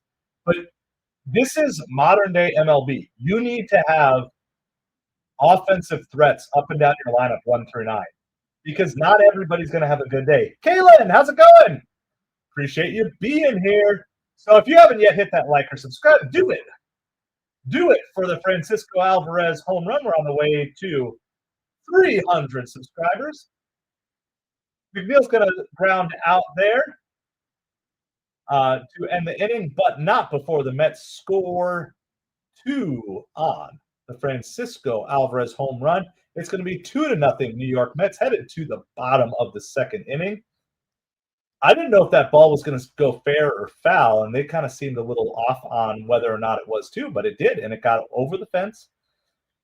It wasn't an impressive home run, but one part about it that was impressive was opposite field. So that was just Alvarez's power. So appreciate you being here, Caitlin. And then that pick came in for the New York Giants, by the way. They picked Thomas Fadone II, a tight end out of Nebraska. You probably can never go wrong picking a tight end out of a Midwestern team. Yeah, no, I thought so too. I was like, wow. I thought it was, at first I thought it was going to go foul, and then I thought, well, maybe it's not going to go out, but it did. And that's just how strong Alvarez is. It's like to not get a good swing on the ball and still get it out of there. That kind of reminds me of like a Pete Alonso type of home run. So it's just so much nicer to have this depth up and down the lineup. And again, like roster construction, lineup construction matters so much. Matters so much in this entire just Major League Baseball world that we live in right now. And so, yeah, so that's what we got. Appreciate you guys being here. It's 2-0 Mets headed to the bottom of the second. Clay Holmes is pitching for the Mets today. Mets are out to a 2-0 lead. And then you're going to have Acuna, I believe, is leading off the next inning for the Mets. Hold on, let me check that. Yeah, so you have Acuna in the 9-hole, but essentially Acuna is like a second leadoff hitter, right? He's, doesn't have quite as good of an on-base percentage as you'd want in a leadoff hitter. But so this is what I'm saying. I love looking at lineups. I love building lineups, 1 through 4, 5 through 8, and then do your third best leadoff hitter in the 9-hole. That's just I've always been a fan of lineup construction like that. And you're basically just looking to try to at least get one hit out of every 4 at bats. And if you can do that and you can string some hits together, you're almost always going to have a guy on when you have guys who can hit the ball out over the fence. And so that's exactly what happens here, right?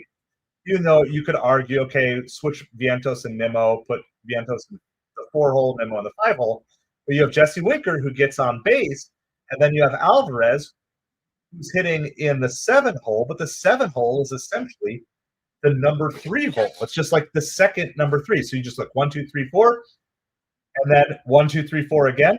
That's where Alvarez hits. And so Alvarez is hitting like a 3-hole hitter, but without the pressure of a 3-hole hitter. And when he hits a home run, there's already someone else there for him. 3-ball, 2-strike pitch here to Luis Garcia from Clay Holmes. That's going to be line to right field for a single.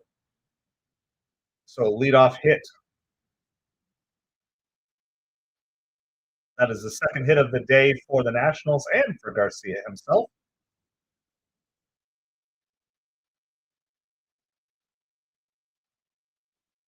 The New England Patriots were next up. They picked Marcus Bryant, an offensive tackle from Missouri.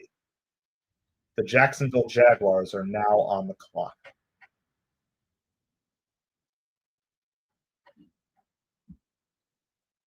I appreciate everybody hanging out with us. I hope you are doing well today.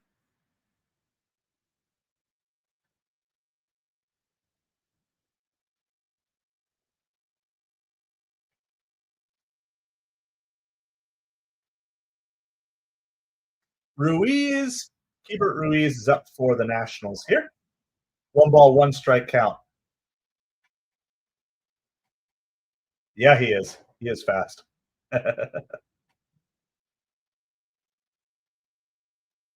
Grounder to Acuna. Flips to Lindor over to first. Double play. That is very nice.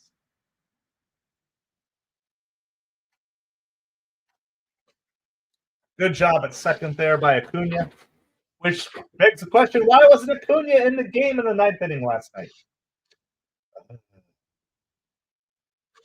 I don't think Mendoza is going to make that mistake again. The Jacksonville Jaguars select Jonah Monheim, a center out of USC.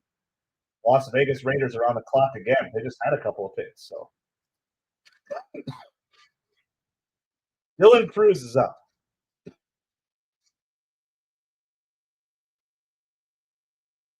This is a shopper.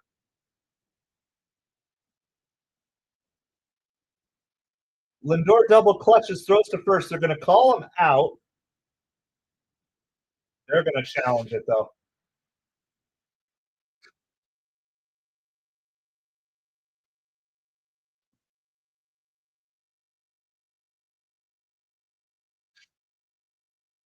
Looks like he is safe.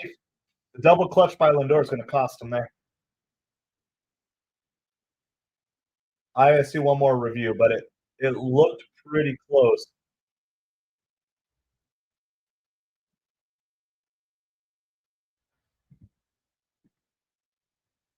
Ooh, it's close though, guys. It's really close. I mean, it might be one of those that it's not conclusive. No, I've got a picture here. I got it paused. Cruz has his foot on the bag, and there is space between the glove. This will be overturned. There, that's I have seen that snapshot. Yep. So that is the second overturn call for the Nationals today.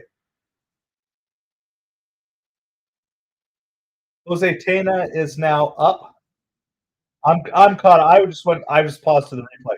1 ball, no strikes to Tena. I like to try to make decisions on my own and not just like listen to the broadcasters. Like I like to actually. That's a strike. Cruz bluffs the steal but goes back. 1 ball, 1 strike to Tena here.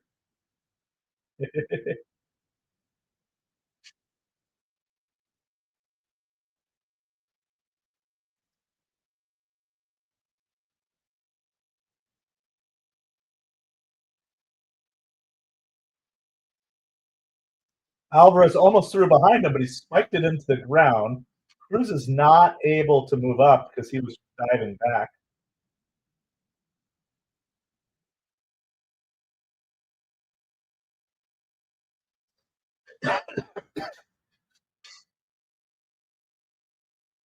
All right, the Las Vegas Raiders chose Cody Lindenberg, a linebacker out of Minnesota. And the Seattle Seahawks picked Damian Martinez, running back from the University of Miami. Houston Texans are on the clock. 2-ball, 2-strike count to Tena here. Bottom of the second, 2 outs, 1 on. Clay Holmes trying to get out of this inning without any damage done. Grounder to second. Lindor beats Cruz to the bag, and that will retire the side. No replay necessary. So we're headed to the top of the third inning. It is 2-0 Mets. Mets are up on a 2-run home run by Francisco Alvarez. Second game back, and already his first home run of the season. So how cool would it be if Alvarez could put together a 25 home run season, even with missing basically the first month? The Houston Texans choose Keontae Hamilton, defensive tackle out of Rutgers. Arizona Cardinals are on the clock. Appreciate everybody hanging out with us here today. If you missed it, the big news in the draft, Shedeur Sanders was drafted by the Cleveland Browns. So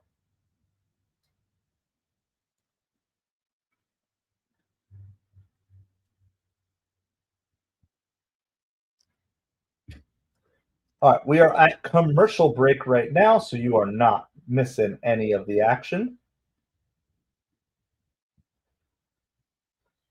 It is 2-0 Mets. Due up for the Mets is Luis Angel Acuna, followed by Francisco Lindor and Juan Soto. I've been saying for weeks, Acuna in the 9-hole is a great spot for him to be. And I like this. I like that he's essentially just gets to practice leadoff hitter skills, because your number one job as the 9-hole hitter is get that lineup turned over to the next guy.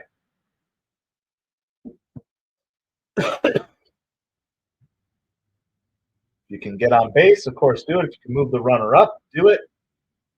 There's 2 outs. Just don't make the third out. It's essentially, you're the You have a lot of the same skills as the leadoff hitter in the 9 hole.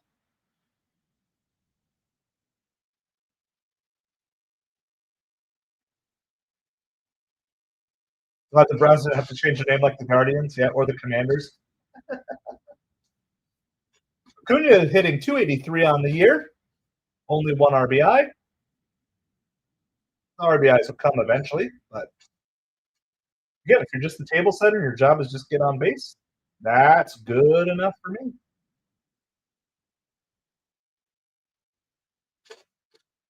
That's inside to Acuna. 2 balls, 1 strike.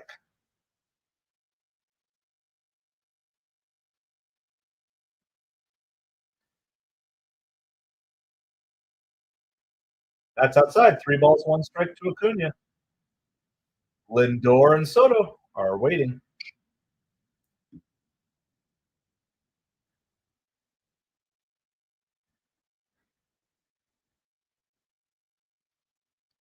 Acuna rips that one to right field.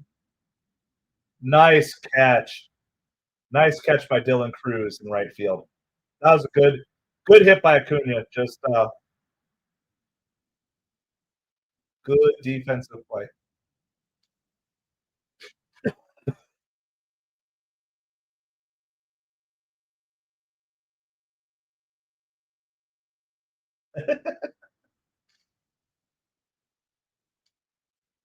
Yingle, how's it going? First pitch to Lindor is a ball. So there's 1 out here in the top of the 30. The Mets are up 2-0. The Arizona Cardinals draft Keaton Crawford, a safety out of Nevada. Pittsburgh Steelers on the clock. 1 ball, 1 strike to Francisco Lindor. Soto on deck, Pete Alonso in the hole. Here's the pitch. Just going to catch the outside corner there. 1 ball, 2 strikes.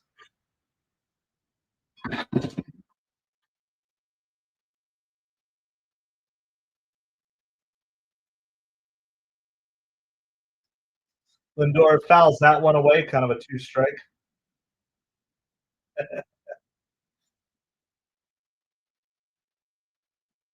Yeah, we do got to keep it family friendly in here, guys. Family friendly and F-bomb free. That's what we're all about. All right, that's inside. 2 balls, 2 strikes to Lindor.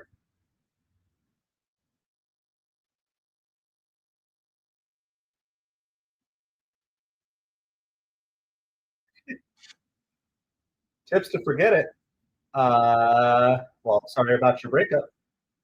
Become a baseball fan. Baseball is the best way to take your mind off of anything. There's another hit for Francisco Lindor, his second one of the day. And if you need to learn about baseball, you are at the right place. Come become a Mets fan. The highs will be higher than anything you can have in a relationship, and the lows will be lower. Plenty of fish in the sea, Justin said. Absolutely. Or become a Cleveland Browns fan. You'll forget all about all your troubles in life. Become a Cleveland Browns fan. Yep. Watch the Mets. Become a Dolphins fan. Become a Jets fan. There's pain all over the place in sports. We got it all represented here. First pitch, swing for Soto here.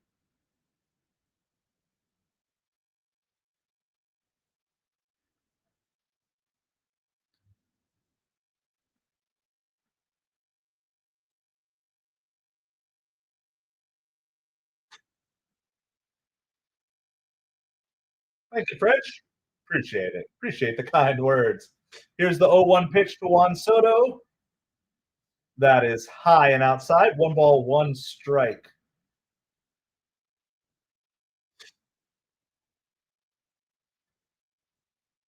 Why are all the weird people coming out all of a sudden? Weird people.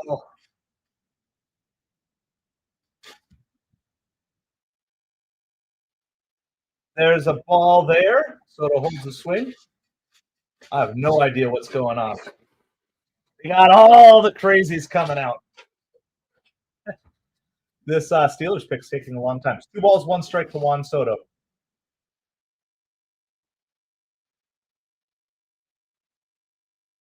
That's popped foul. 2 balls, 2 strikes to Juan Soto. No idea what's going on. What in the world is going on out here? What in the wide world of sports is going on? Everybody else who's not crazy, I'm so glad that you're hanging out with us here today on the stream. It is top of the third inning. Mets are leading 2-0 over the Nationals. Juan Soto at the plate with Lindor on first. Soto gets under it. It's going to fly out to left field. James Wood under it.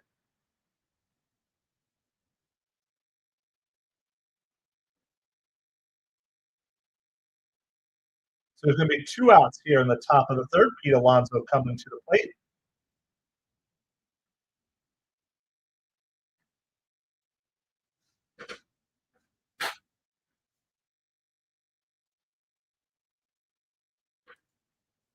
How's it going, Kyler?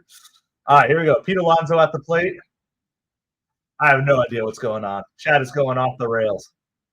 Chad is going absolutely off the rails. Well, that's what we love it. All you wild, crazy people. Just make sure we keep it family friendly and F-bomb free. That's what we're all about here. My kids might be watching the stream, so got to keep it good. First pitch is the ball to Pete Alonso. Here's the 1-0 pitch.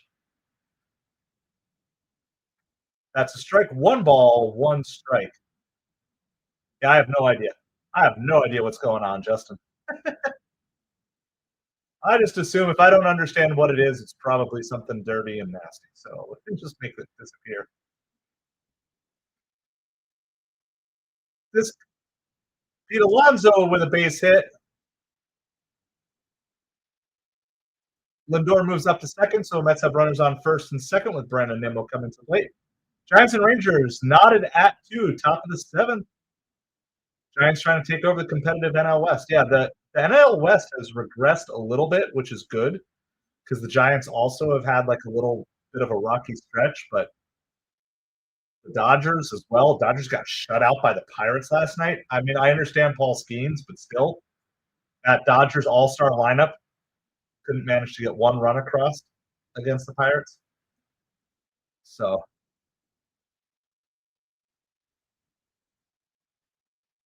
all right. Nimmo at the plate. That's outside. 1 ball, no strike. I'm sure we have some draft picks to get caught up on. We do. The Pittsburgh Steelers select Carson Bruner, linebacker, out of Washington, and the 49ers select Curtis Rourke, quarterback, out of Indiana. So there's another quarterback off the boards. I am from the United States as well, from Florida. Yeah. I mean, if there's one pitcher that you can lose to from the Pirates, it is Paul Skeens. So, but the fact that you can't even get 1 run across the plate. Now, I don't know if Skeens went complete game or not, but still. The Kansas City Chiefs are on the clock. No Diddy talk in here. No Diddy talk. Let's go. Nothing personal. We're just not going to bring any of that stuff up.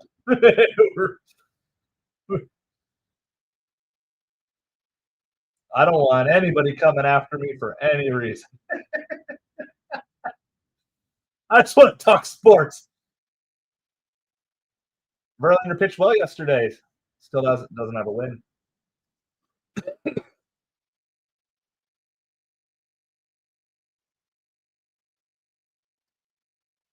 Nimmo fouls that one away. It remains 1 ball and 2 strikes to Brandon Nimmo. Let's go, Brandon Nimmo. Let's go, Brandon Nimmo.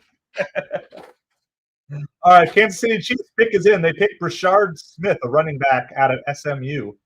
Dolphins are up in 3 picks. Steelers are on the clock. All right, here's the 1-2 pitch to Nimmo. He lifts it to center. It should be an easy out here to retire the side. And that is it. So the Mets get 2 runners on, but are not able to get anybody home. So we're going to go to the bottom of the third. It is still 2-0 Mets. So I appreciate each and every one of you being here. We're on commercial break, so you're not missing any of the action going on. But while you're here, make sure you hit that like, hit that subscribe. We are on our way to 300 subscribers. We just crossed 200, I believe, yesterday. And next little mini checkpoint will be 225 here, or 212. So if you haven't yet hit that subscribe, please do so. Because the more likes, the more subscribes, the more content I'm going to be able to bring to you. So unless you don't like me at all, in that case, then I don't even know why you're listening to me talk right now. The only person who has to listen to me talk is me and my kids. They have to listen to me. But the rest of you have a choice. So yeah, I know. The Mets are going to break out of that eventually, but it's definitely been a frustrating part to start the season. Seems like it's been kind of a Mets problem for quite a few years. The best way to overcome it, though, is just keep getting runners on base, and enough times you'll eventually get it. I don't know, Justin. Like, I hate how it slows the game down so much. The way I would prefer that they do it is just have somebody have like an aerial official, like an eye in the sky official, just be able to call it in and say, hey, let's just take an extra quick look at this really quick. The Pittsburgh Steelers select Dante Kent, cornerback out of Central Michigan. Lions are on the clock, and the Miami Dolphins are on deck for their penultimate pick. Dolphins have 2 picks here. So that's just my take on it. I think it would just be better if you could have somebody look at it for like the obvious plays.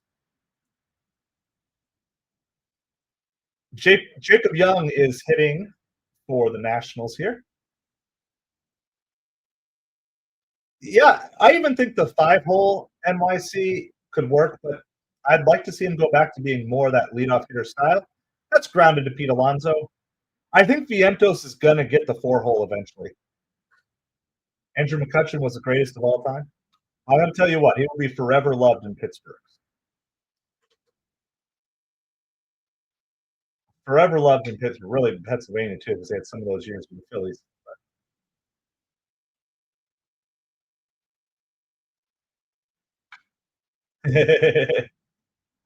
49ers drafted a tall quarterback. Purdy's due for a nice. Yeah. I know every team feels like they get slighted on calls. I feel like ultimately the eye in the sky is like the better way to do some of these controversial things, where it's so hard in this modern day when we have all this slow-mo technology. If you didn't have slow-mo instant replays, we'd just be fighting and debating over all these things. And like, to me, that's like kind of the idea. I mean, I don't think the 49ers drafted high, right? Let me see. Their quarterback was not like a high draft pick. You can always take flyers on these guys because it's sometimes cheaper to have. Yeah, this Curtis Rourke from Indiana, 7th round draft pick. He might not even make the squad. Tua for Purdy. I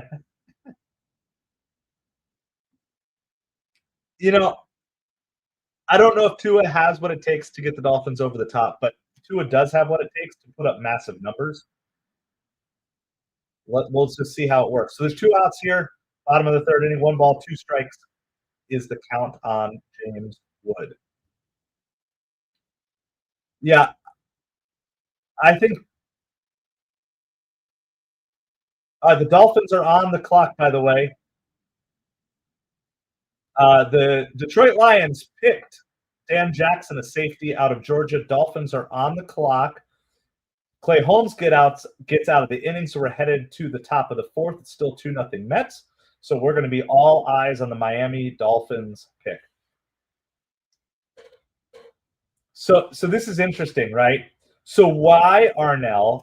This is because everybody gets tainted. So the Dolphins just need offensive linemen.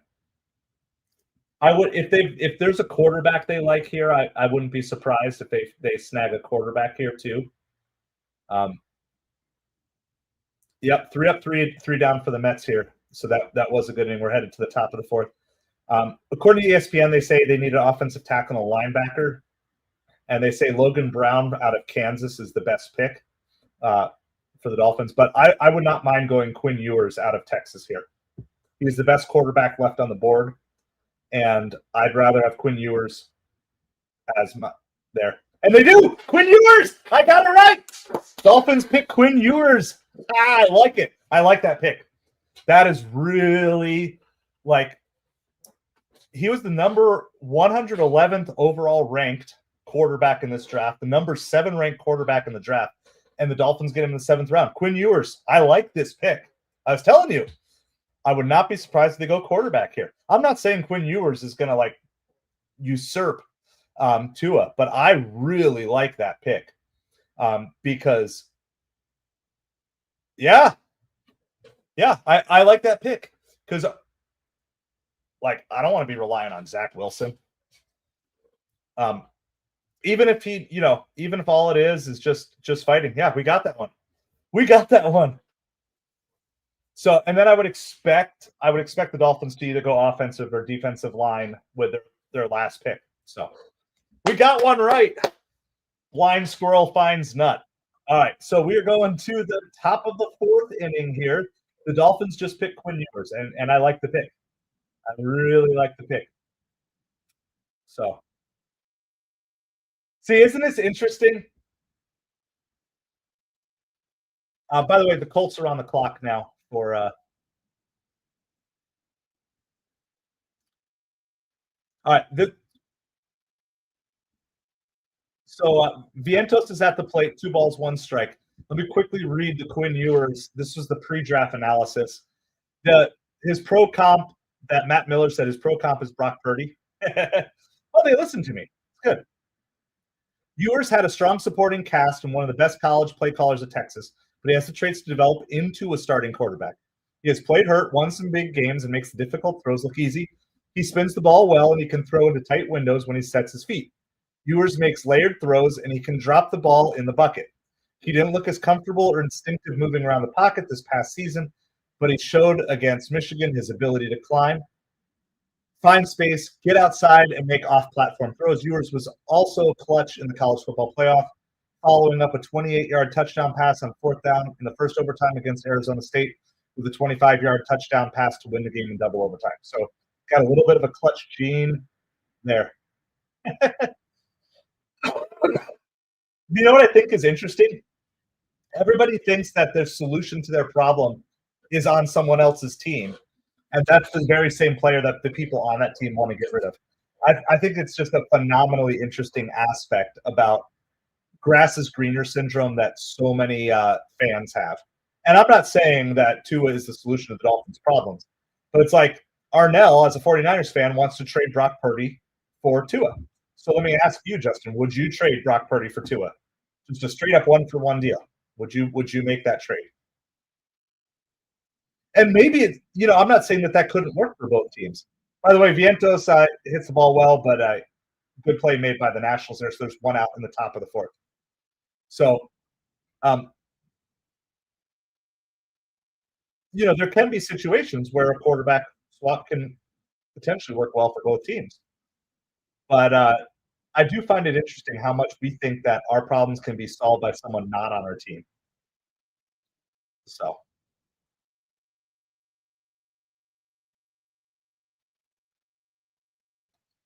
All right, so that was so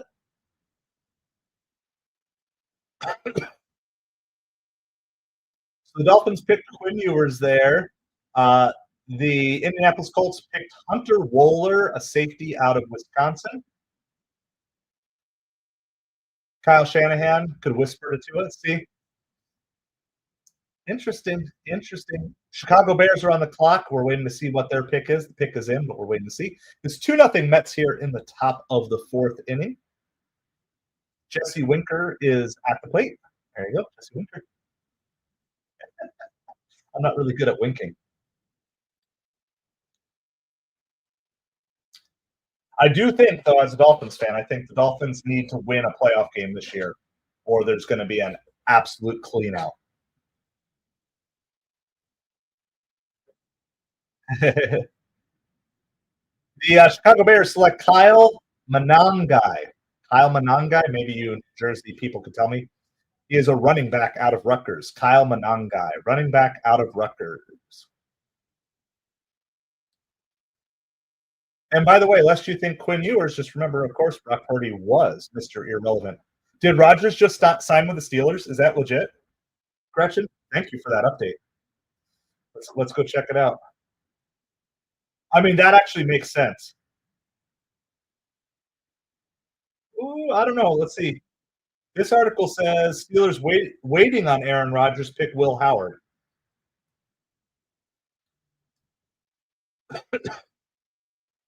So the Steelers drafted Ohio State's Will Howard. 3 balls, 2 strikes to Jesse Winker here. I mean, I'm not saying that's not right. I'm just not seeing it yet. So let me know if you got a source, Gretchen. I would love to know it.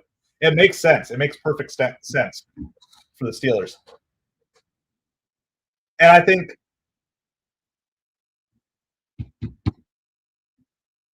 yep. Pete Crow Armstrong for Javi Baez is going to turn out to be a horrible trade in Mets history. I know prospects don't always pan out, but Pete Crow Armstrong looks like an all-star this year. And he would be center field. Could you imagine what this team would be like with Pete Crow Armstrong in center field? Woo!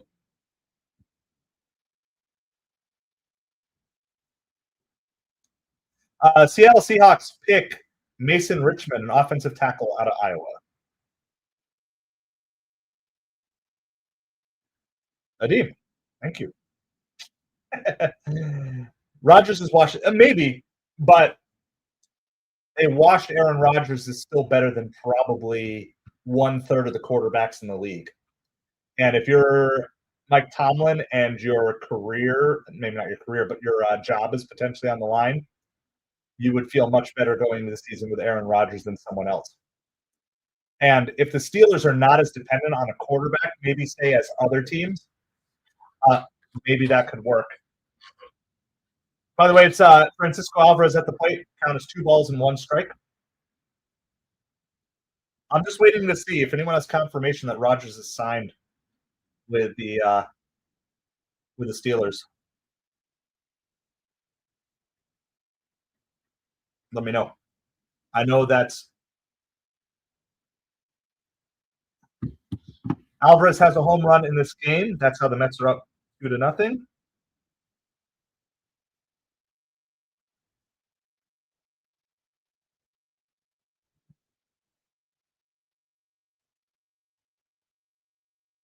Oh, the newest Steelers running back, Caleb Johnson, they drafted, I think that's who they drafted, has been training with Aaron Rodgers. This is interesting.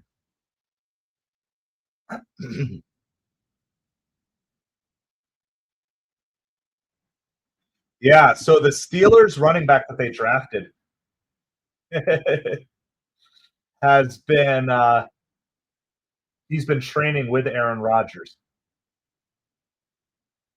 So if there's like, I mean, Rodgers loves handpicking his guys. I'm not officially seeing that Rodgers is signed to the Steelers yet. So if someone else sees that somewhere, this is out to right field, and Dylan Cruz makes a diving catch to rob Francisco Alvarez of his second hit of the day. Kind of got a late break on it, but it's still a good play there. The Tampa Bay Buccaneers select Tez Johnson, wide receiver out of Oregon.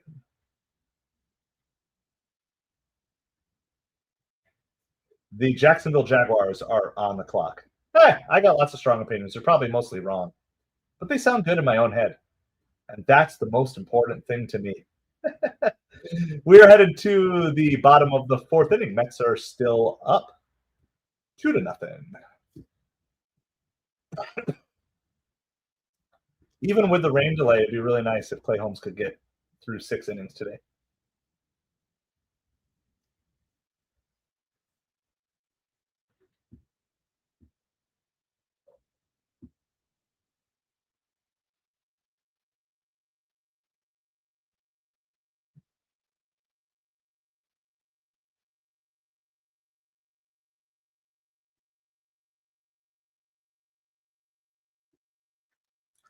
All right, we are in commercial break right now, so you are not missing anything. We're keeping you updated on all the draft picks as they come in. If you want to know anything about any particular NFL team, please let me know. I can, in terms of their draft picks, I can look up and read through. We've already, obviously, as a Dolphins fan, been keeping up on that, and we've read through the Jets draft picks so far. So if there's any other team you guys want to know about, I'm not going to give you like a deep analysis, but I will certainly let you know who any or every team has drafted so far. So currently, the Jacksonville Jaguars are on the clock, and the Green Bay Packers are on deck. 2 up for the Nationals is Nathaniel Lowe, Josh Bell, and Luis Garcia Jr. So appreciate everybody hanging out with us here today.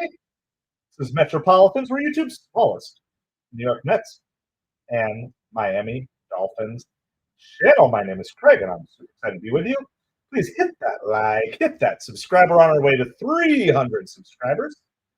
And I appreciate each and every one of you hanging out with us here today. First pitch by Clay Holmes is inside. 1 ball and no strikes to Nathaniel Lowe. The Jacksonville Jaguars, with pick number 236 in the draft, select LaQuint Allen, a running back out of Syracuse. And for you Dolphins fans who just missed it, the Dolphins' most recent draft pick was Quinn Ewers, the quarterback out of Texas, which I like. I like a 7th-round draft pick as a quarterback there. So that's what we have going on. Green Bay Packers on the clock. Seattle Seahawks on deck.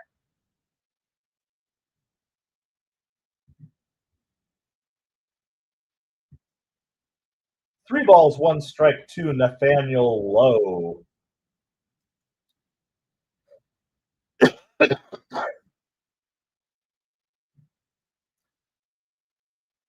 That's chop foul back. Full count. 3 balls and 2 strikes.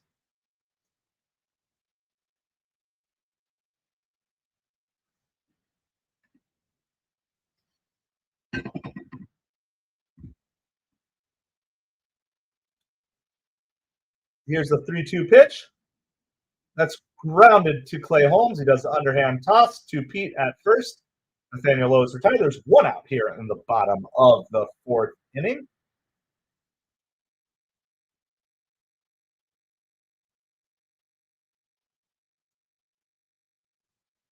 All right, so Josh Bell is up.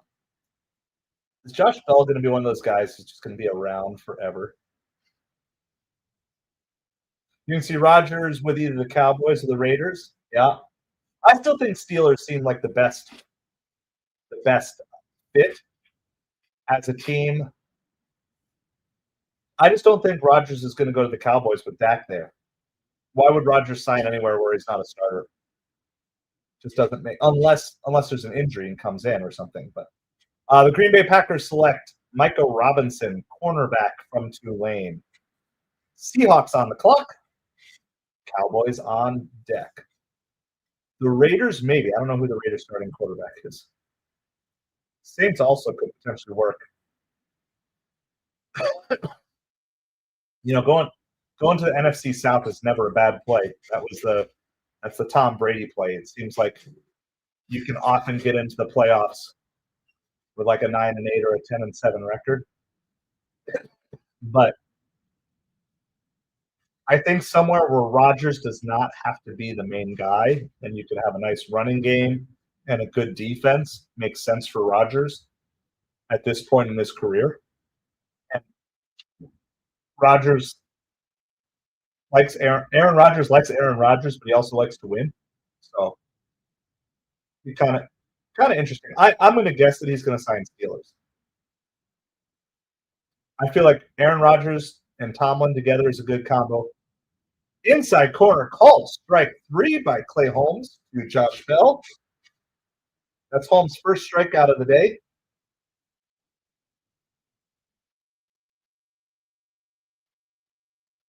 That's a beautiful pitch by Clay Holmes.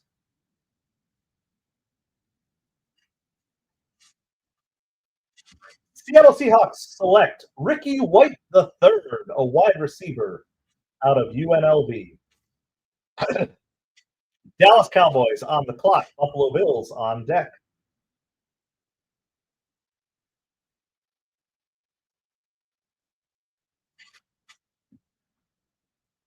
First pitch swing.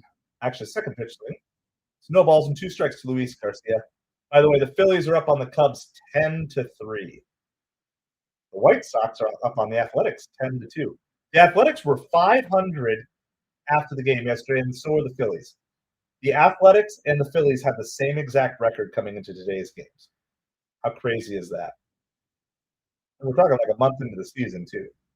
Not like after one game, after 1 month.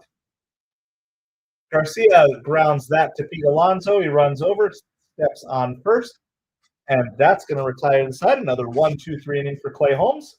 We're going to go to the top of the 5th inning, and the New York Mets continue to lead this game.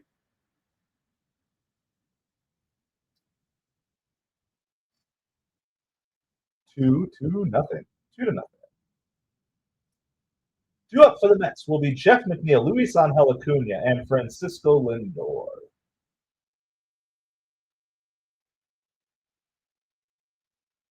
Those are the next 3 due up. Again, we're waiting for the next draft pick here, which is the Dallas Cowboys. They are on the clock.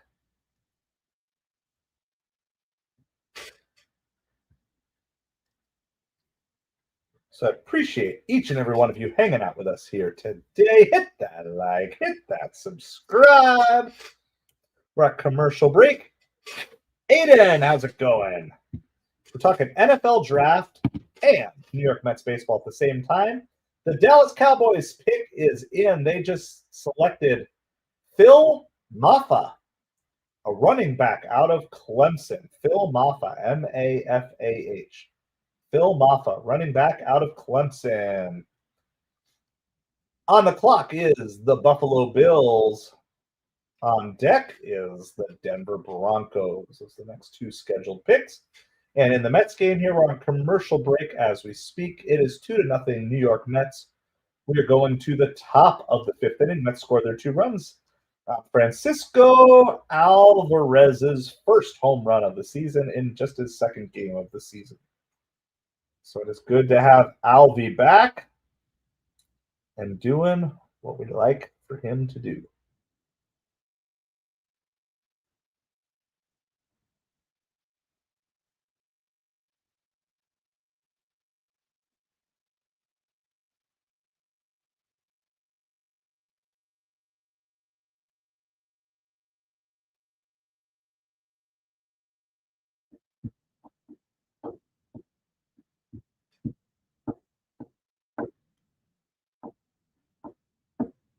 All right, here we go.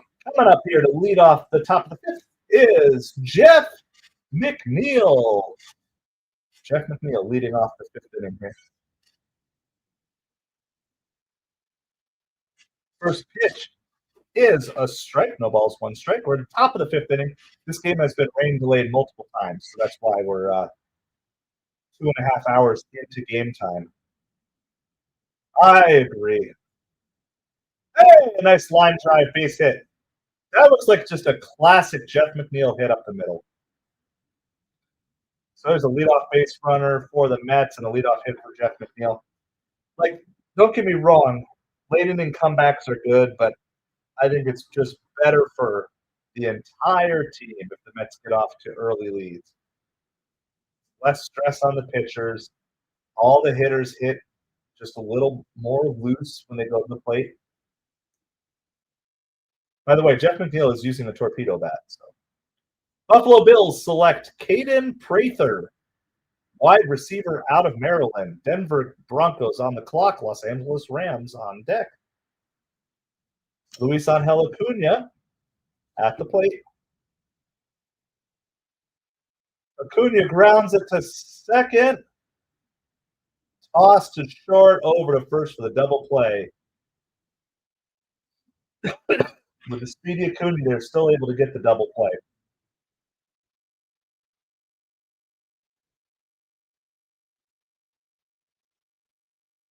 That was a good play. Yep, definitely got him at first. No question there. So that's the second time this game the Mets get a leadoff base runner and then have a double play wipe them out. Also happened to the Mets in the first inning when Lindor had the leadoff hit and Soto hit into the double play.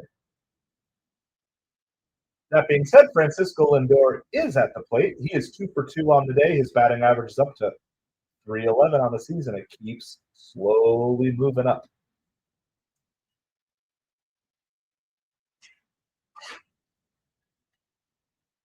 Nationals do have a new pitcher in, by the way. It's Salazar is his name.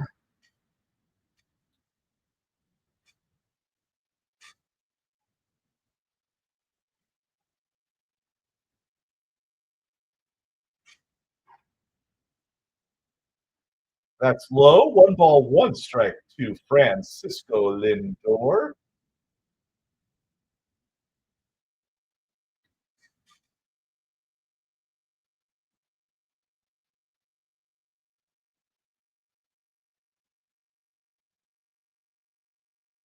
Lindor lays down a bunt down the third baseline and not a chance to get him. That was a beautiful bunt, taking advantage of what the defense gave him.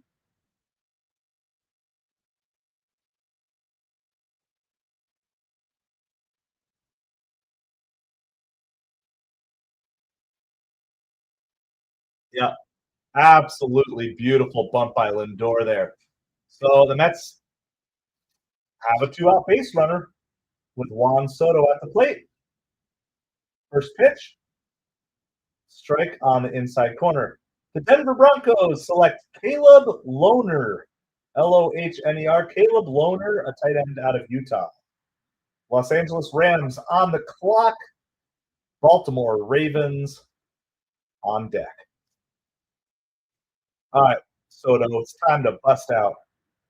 It's a ball outside, 1 ball, 1 strike, and by bust out, I mean it's time to hit a home run.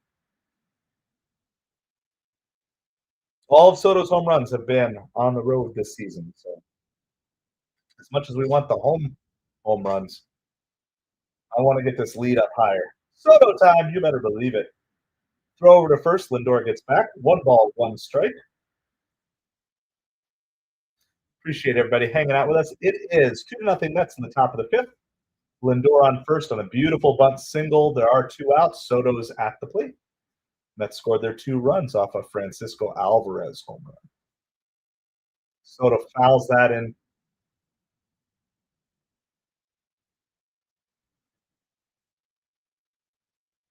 I guess it was a foul ball. I thought it hit him. Soto thought it hit him too. Well, no go. No go on the Soto hit there. So Soto did not run.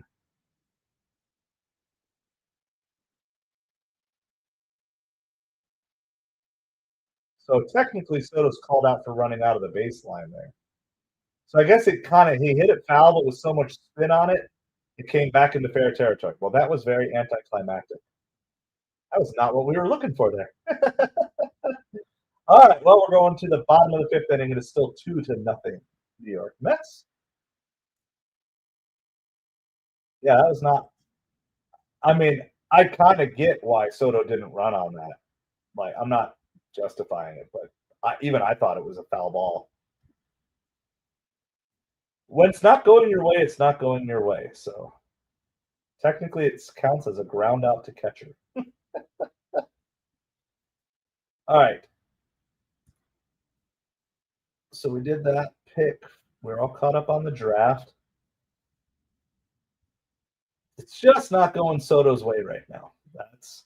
We'll just say that. We'll say that for what it is.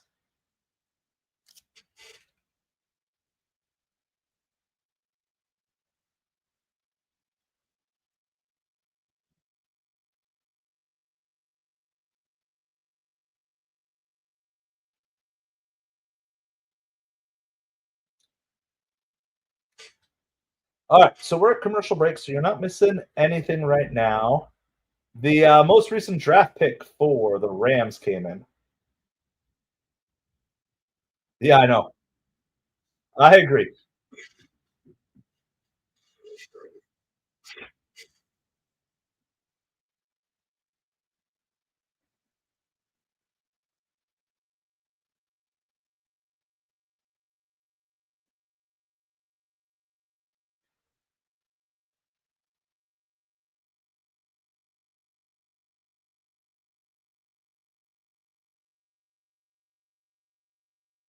All right. The pick for the Los Angeles Rams is Konata Mumfield, wide receiver out of Pittsburgh.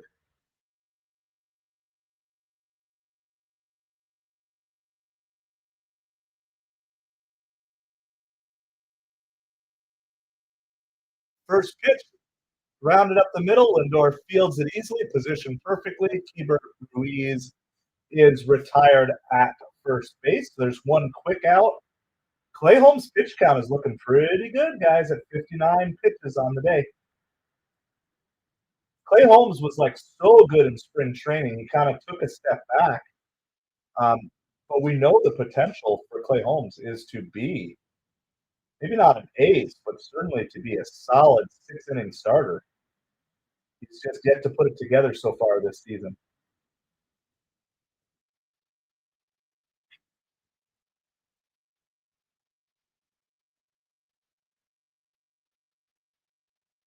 It's grounded down to third. Vientos makes the play over to first, and there's two quick outs here. There are weird posts going. Yeah, and I think that's exactly the whole thing. Is you just gotta. There's so much pressure on Soto right now, and I know the Mets are winning, and that's why it's not that big of a deal. But you can better believe the Mets go on a losing streak. People are going to jump all over. The Baltimore Ravens select Garrett Dellinger, offensive guard, LSU. Detroit Lions on the clock. Commanders on deck. Yeah, no, I think that's a fair comparison. I also think, remember, Soto did not play in a lot of spring training games. So if you kind of say the first month of the season, I think if we're still here come the end of May, there's a lot more concern. But for right now, I think it's just a much better, like, just be patient. The Mets are winning. It is ultimately a team, not an individual sport. Yeah, for sure.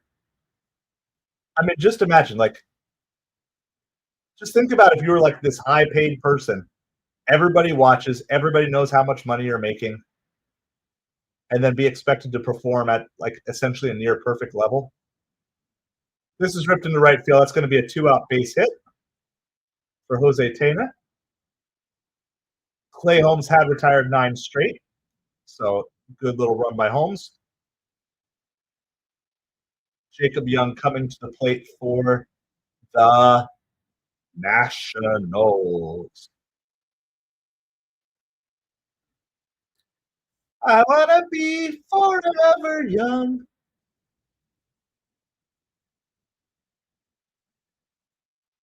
First pitch is a curveball that's high. 1 ball, no strikes.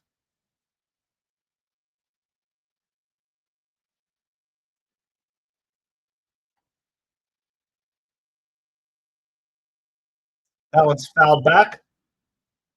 1 ball, 1 strike. I think, and I'm not saying this in general, but I've noticed not just Soto, but a lot of guys. Some guys have been doing great to start the season, but a lot of hitters have been struggling. It's been very cold to start the season. Greetings from the United States. I know how to say your name, otherwise I would. That's a foul ball. It's gonna get out of play. 1 ball, 2 strikes to Jacob Young. But yeah, thank you for hanging out with us. We're watching some New York Mets baseball, also following the NFL draft. It's 1 ball and 2 strikes right now to Jacob Young. It's sunny with blue sky in Washington now, so throw over to first. Tana gets back. We're waiting to see who the Detroit Lions are going to pick here.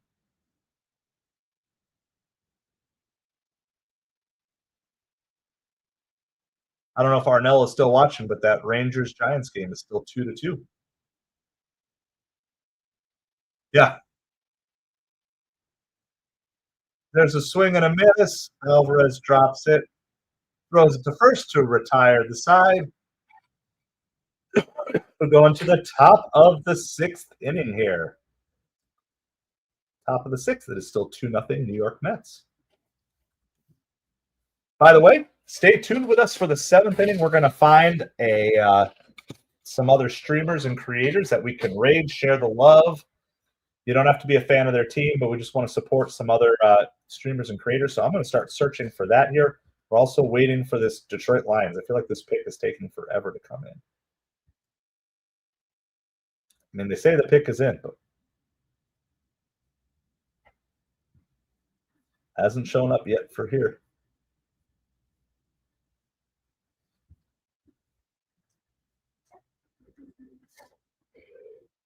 So we'll do it after the Mets hit in the top of the seventh, so in just an inning or so.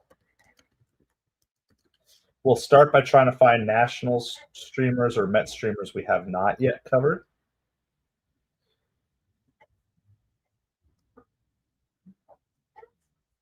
But we've covered a lot of them already.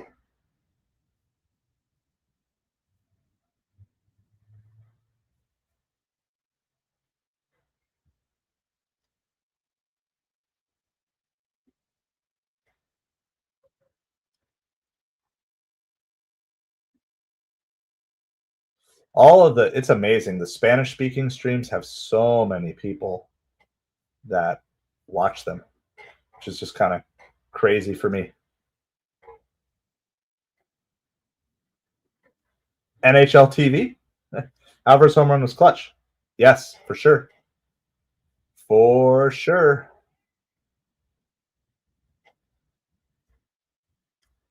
Who is this?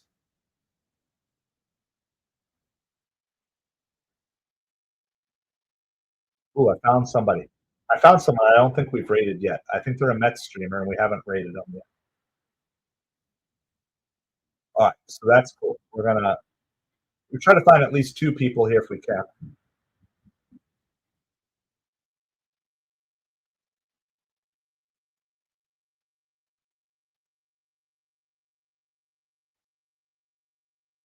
See if these guys are talking about the game.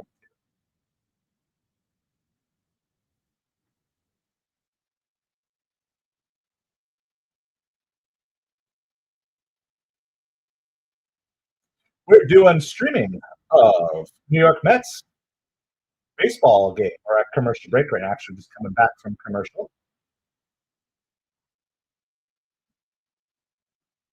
Pete Alonso is at the plate. Snowballs, 2 strikes. That one's way outside and gets past the catcher. 1 ball and 2 strikes. How are you doing today, Steve? The Detroit Lions select Dominic Lovett, wide receiver out of Georgia. Washington Commanders on the clock. New York Giants on deck.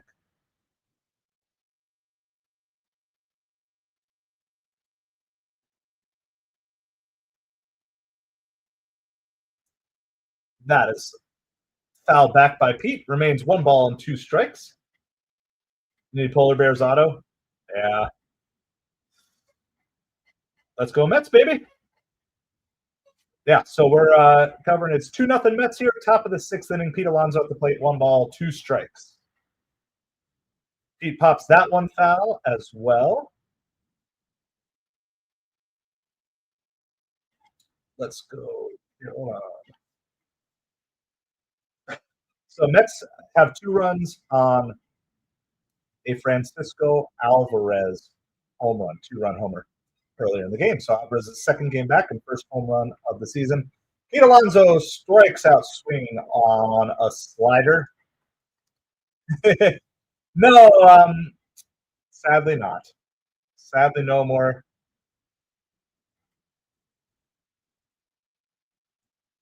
No more Gary Carter for the Mets. A couple of generations past him. There's a Todd Hundley in there somewhere, and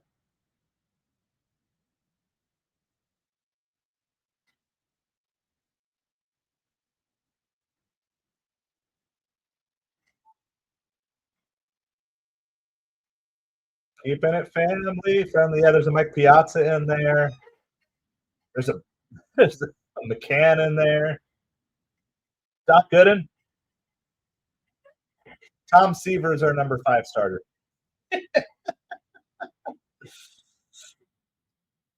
You've just missed a few. Not much. Just a few.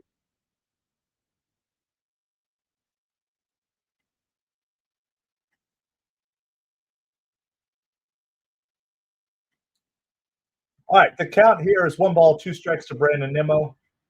Nimmo's definitely been struggling, but he had a big hit yesterday. We got a couple NFL draft picks we'll update you on here in just a second. Here's the 1-2 pitch to Brandon Nimmo. Ooh, he should have taken that. It could have hit him. He got his elbow out of the way, but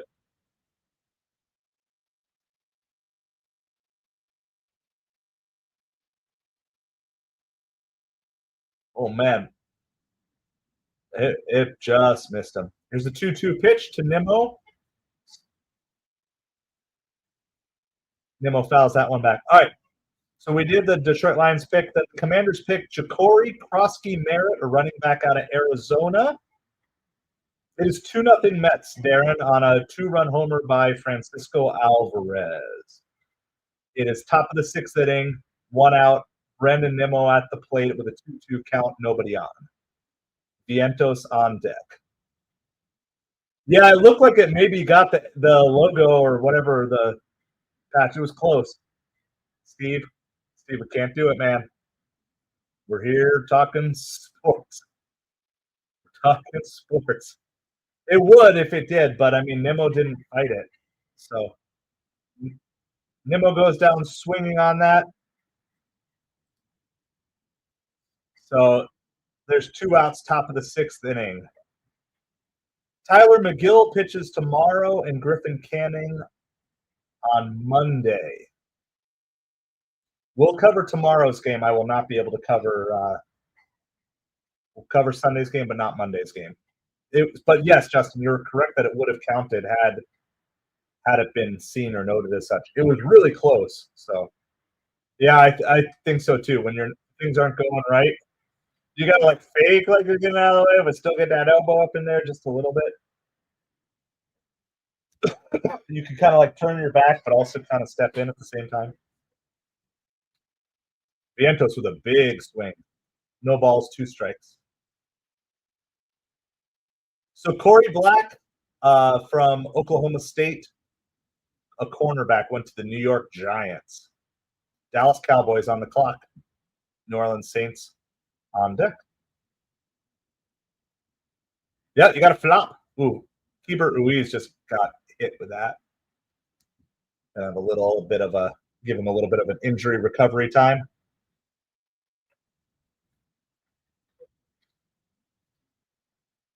Oh, it got him like 3 times. Thank you, Steve. Thank you for the sub. Bring back Phil Rizzuto. Yeah, we gotta bring everybody back here. I mean, David Wright. Bring him back. Yeah, I feel so bad for David Wright. That's going to be outside in the dirt. 1 ball, 2 strikes.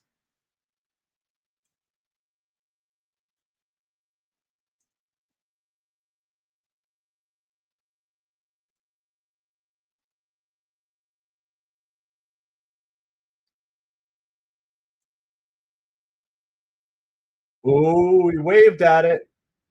Did not go. Oh, it's close. It's 2 balls and 2 strikes to Vientos here. Oh, man, I'm going to totally botch this name that the Cowboys just drafted. I'm just going to go phonetically on this.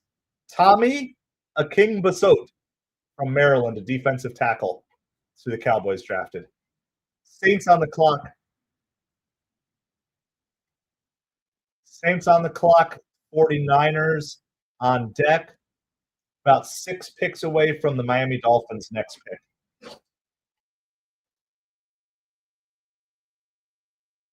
Oh, Keibert Ruiz just got hit in the mask. Ruiz just taking a beating this inning. Oh, Vientos goes down swinging. Vientos looked overmatched. Hey, the good news is the Mets have a potential Major League third baseman in the minors named Brett Beatty if Vientos continues to struggle. Holmes is still pitching, Darren. Let me give you his stat line. He's been really good today. He actually retired 9 in a row. Strikeout count is a little low for Yeah, strikeout count is a little low for Clay Holmes, but so far, Clay Holmes has pitched 5 innings, given up 4 hits with 2 strikeouts, and he's 70 pitches so far through 5 innings. I know. And the thing is, like when the Mets made that run a couple years ago, like David Wright could have still been on that team. It's not like he's not that old. It's just, that injury. And so it's like such a bummer. Such a bummer that the way that played out. So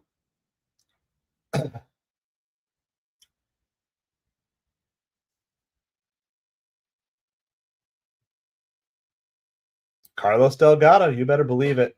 You better believe it.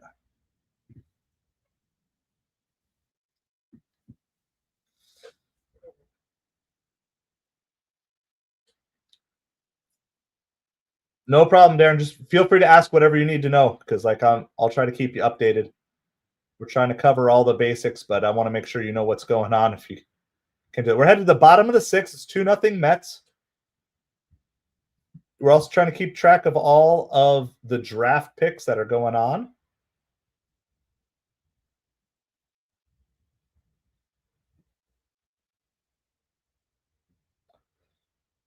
All right, the New Orleans Saints. Oh my goodness, I can't read any of these names. This is tough. How's it going? Happy? Appreciate you being here. The New Orleans Saints select Molokai Mataveo. Molokai Mataveo, a tight end out of UCLA. And then the 49ers select Connor Colby, an offensive guard out of Iowa. This draft is almost done, guys. There are 8 picks left. Now, there will be undrafted free agents that will be available for signing, I think, as early as tomorrow. Green Bay Packers on the clock. New England Patriots on deck, 4 picks away from the Dolphins' presumed final pick of the draft. So that's what's going on right now. We're covering both New York Mets baseball and the NFL draft here. All right, Danny Young is coming in the game here. So Clay Holmes is done. Yeah, I'm not going to read the whole username, but we'll just go with happy. And leadoff base runner, a looping single for CJ Abrams. So Danny Young is in the game, and now it's time for Danny Young things to happen to the Mets. How soon can we get Brooks Raley here and Danny Young out of here? How soon? How soon can we do it? Mets are only up 2-0 here, so yeah, I don't understand why he keeps getting high leverage situations. Maybe it's because every situation that the Mets are in right now is high leverage, and we're just not having any blowout wins or blowout losses. That could be why, and you got to keep pitching them. But that's inside 1-1 James Wood at the plate. Danny Young pitching. 1 on, nobody out. Bottom of the 6th inning. Utah time.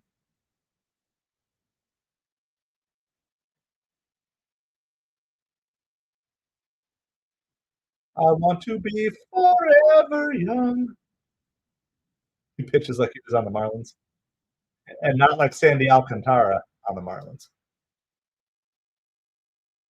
All right, the Green Bay Packers select John Williams, offensive tackle from Cincinnati. Patriots on the clock. 49ers on deck, and Miami Dolphins are in the hole. The last thing I have to be excited about for football for the next 4 months. Walk the talk. How's it going? There are 7 picks left in the NFL draft. 2 of those 7 will go to the Patriots.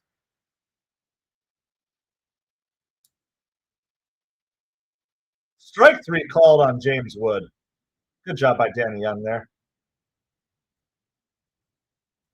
Yep. My day is going well. Walk the talk. We finished celebrating my birthday today. My birthday was on Monday, but we finished celebrating it today. So I'm finally feeling better. So my traditional birthday meal is always cheesesteaks. It's much better eating cheesesteaks on a day where the Mets are not facing the Phillies anyway. So First pitch is a strike here to Nathaniel. Oh, wow, they called it a ball. I mean, Alvarez dropped it, but it was clearly a strike. Over 40. How about we'll just say that, Justin? Over 40.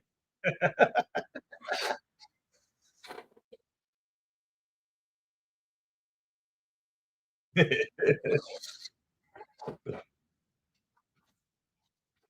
did have kombucha for lunch, but the non-alcoholic. So we did cheesesteak and then cooked up some hash browns as well. All right, the New England Patriots select Julian Ashby, a long snapper out of Vanderbilt. Gotta do that long snapper love. I'm gonna stick with over 40. The wrong side of 40. How about that? We'll stick with that. It's 2-1 count to Nathaniel Lowe. One out here in the bottom of the sixth. Danny Young pitching. That's a strike. God, I'm looking. They did have the count wrong. The SNY people have been controlling the box. Have just been messed up. I thought that first pitch was a called strike. That was a beautiful pitch. I mean, there are times where Danny Young looks really good. It's just I'm always scared which Danny Young's going to show up. So there's 2 outs here in the bottom of the sixth. Thank you for the sub, Walk the Talk. I appreciate it so much. Appreciate each and every one of you. If you haven't yet done so, hit that like, hit that subscribe. We're on our way to 300 subscribers. This is MetropoliFins. We're YouTube's smallest New York Mets and Miami Dolphins channel. My name is Craig, and I'm glad to be with you here today. Josh Bell at the plate. 1 ball, 1 strike. So there's a Nathaniel Lowe and a Brandon Lau, and I think they were both on the Tampa Bay Rays at the same time. I remember once upon a time there were 2 Lows on the Rays, and one was Lowe and the other was Lau. They were spelled the same way, but they were said differently. And I want to say it was Nathaniel Lowe and Brandon Lau.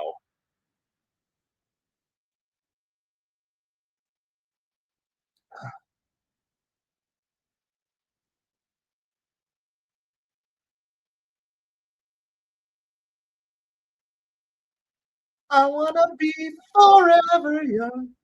That's outside. 2 balls and 2 strikes to Josh Bell. Danny Young trying to get out of this inning. There's a runner on first. 2 outs in the sixth. 49ers are on the clock.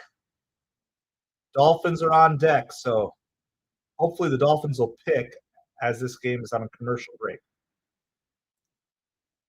That's fouled away by Josh Bell. Remains 2 balls and 2 strikes.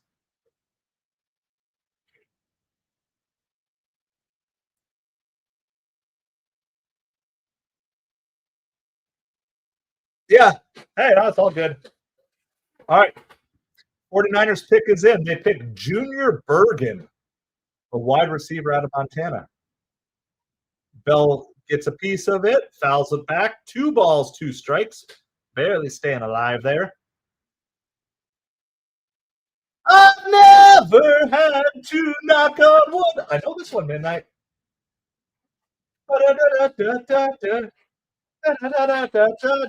the impression that I get.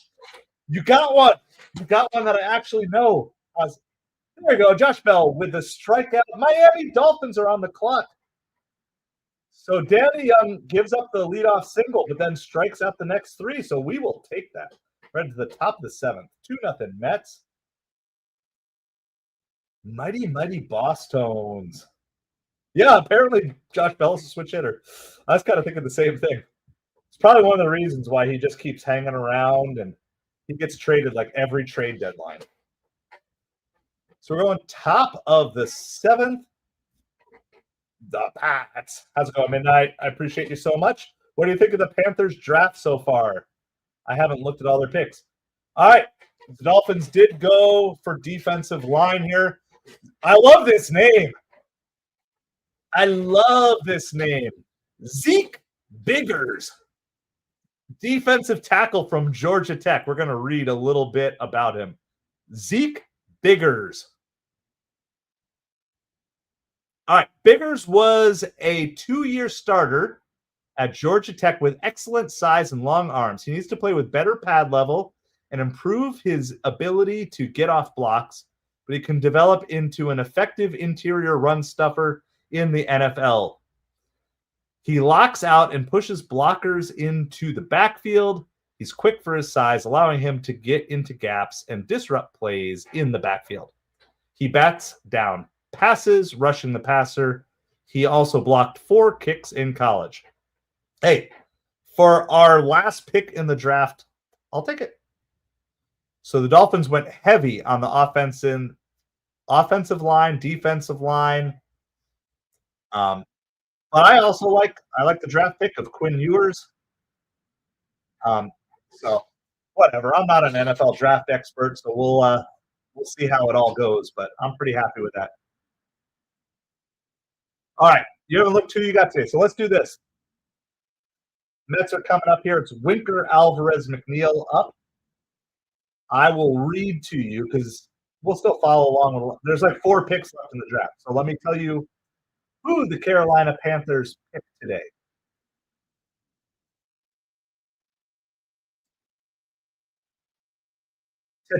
Tetaroa McMillan was their number 1 pick, a wide receiver out of Arizona. In the second round, Nick Gordon, an edge out of Texas A&M. Yesterday, in round 3, they picked Princely Umanmielen, an edge out of Ole Miss. Trevor Etienne, a running back from Georgia. Is he the same? Is he brother of Travis? So he's running back out of Georgia. And Lathan Ransom, a safety out of Ohio State. And then in round 5, they had 2 picks. They picked Cam Jackson, a defensive tackle out of Florida, and Mitchell Evans, a tight end out of Notre Dame. And then in round 6, they picked Jimmy Horn Jr., a wide receiver out of Colorado. So I don't know too much about any of those guys specifically. All right. Francisco Alvarez at the plate with 1 out here. No balls, 1 strike. Here we go, Metsies. You better believe it. Let's go, Steve. Alvarez has the 2-run homer. That's the 2 runs that the Mets have scored today. Ooh, big swing and a miss there. No balls, 2 strikes. You like Jimmy? Yeah, he fell to the 32nd pick in the 6th round. His little analysis here says a small slot receiver who ran well at the combine, averaged 10.3 yards per punt return in 2024. He's tough going over the middle and is a threat over the catch. After the catch, a threat. Tough going over the middle and a threat after the catch. That's ESPN's little blurb on him. So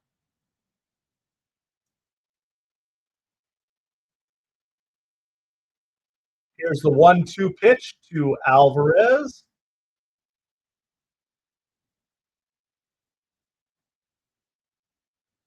And that's a ball. 2 balls, 2 strikes. New Orleans Saints, with the 38th pick in the 7th round, choose Fadil Diggs, an edge out of Syracuse. There are 3 picks remaining in the 2025 NFL draft. Yeah, like that's kind of how I am too, Midnight. I don't know. I'm just looking for – I'm going to trust – I have to because I'm not smarter than them. I'm going to just have to trust that they're picking it. But I like as long as we're filling in the holes in the roster, and I'm happy with the Dolphins draft as well. Soto have any hits today? No. Alvarez chases strike 3 there. Soto is 0 for 3, batting average down to 237. Francisco Alvarez has a home run. Jeff McNeil has a hit. So they both have hits in back-to-back games coming off the injured list. Mets have 7 hits on the day. Lindor has 3. Pete's got 1. Winker 1. Alvarez 1. And McNeil 1.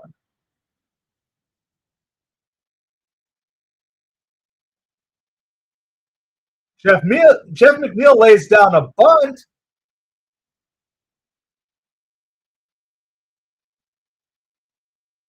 They've said that he's safe. And Once again, the Nationals are going to challenge this here. This is the Nationals have already won 2 challenges today, and of course, the one challenge the Mets needed was the one they couldn't challenge yesterday.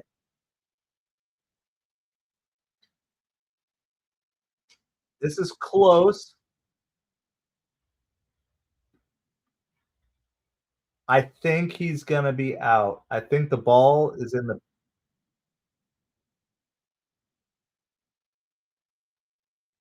It was close, but I think McNeil's going to be ruled out on this. It's going to be the 3rd out of the inning.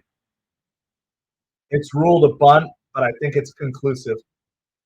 I think it is conclusive that. Yeah. So overall, I called the Quinn Ewers pick live on stream. Yeah, McNeil's out. These umps have had just an atrocious series. That's at least. Was he the same guy who messed up the call yesterday? Relegation here. Relegation. Send him down if it's the same guy as yesterday. I mean, I'm not saying they were all easy calls. Like that last one was close, but to miss 3 of them in the same game, and especially, I don't know which way they rotate, but if it's the same umpire as last night. Oh, he was home plate yesterday. Well, whatever. Midnight, there will be lots of undrafted free agents too, and there will be more trades to go down. So I wouldn't give up on everything here. The thing was, teams kept overdrafting relative to ranking offensive linemen, and it was just hard to find any good deals on offensive linemen because everybody knows how important it is to protect your quarterback. So I think that's one of the reasons why it was just hard. All right. Let's see. We got a couple draft picks to. We're almost to Mr. Irrelevant. Actually, Mr. Irrelevant is on the clock. The Houston Texans draft Luke Leachy, a tight end, or Leachy, tight end out of Iowa. And again, my apologies if I'm botching the names. I'm not trying to. I'm just reading them phonetically as best as I can. The Los Angeles Chargers choose Trickwise Bridges, a safety out of Florida. Yeah, so they go from home to first to second to third. I don't know which way the umpires rotate. Trickwise Bridges, if that's how you say it, that's a cool name as well. Safety from Florida. The New England Patriots are on the clock for Mr. Irrelevant. I feel like it should just be a rule that now you just have to draft a quarterback with the last pick in the draft. Should be. Or you could extend the draft for any team that wants to pick a quarterback. It should be called the Brock Purdy rule. You just go right back to the beginning of the draft order, and any team that wants to draft a quarterback can draft quarterbacks all the way through. The Brock Purdy, Mr. Irrelevant rule. So, yeah, I'll just go over the positions the Dolphins got really quick, just to explain the overall. Because, again, the names don't matter too much. First round, defensive tackle. Second round, offensive guard. Then they didn't have any 3rd or 4th round picks. They had 3 picks in the 5th round. Defensive tackle, cornerback, safety. 6th round, running back. 7th round, quarterback. And then their second pick in the 7th round, defensive tackle. The Dolphins drafted 3 defensive tackles, a cornerback, a safety, and an offensive guard, and then a quarterback and a running back. So, I mean, it would have been nice to get another offensive lineman, but they were just all being drafted so high. Luis Garcia is going to get a leadoff base hit against Reed Garrett, who was in here in the 7th inning. So it is 2-0 Mets in the bottom of the 7th inning.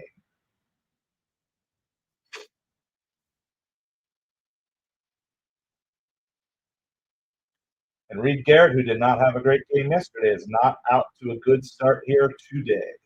All right. We're watching to see Mr. Irrelevant. It is going to be Kobe Minor. Kobe Minor, a cornerback out of Memphis. And that is it. The 2025 NFL Draft is in the book. The biggest news of today will be that Shedeur Sanders went to the Cleveland Browns. That is the biggest news of the day. Yeah. I mean, I posted my video on it. It was a good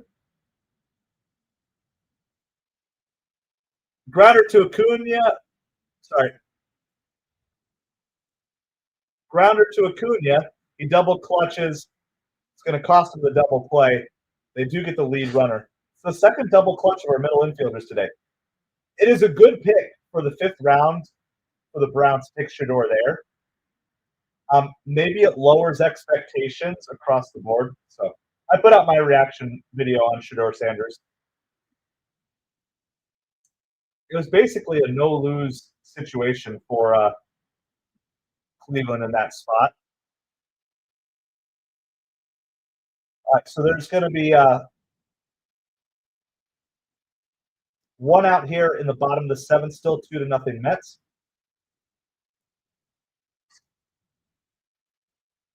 Hebert Ruiz is on first. Dylan Cruz is at the plate.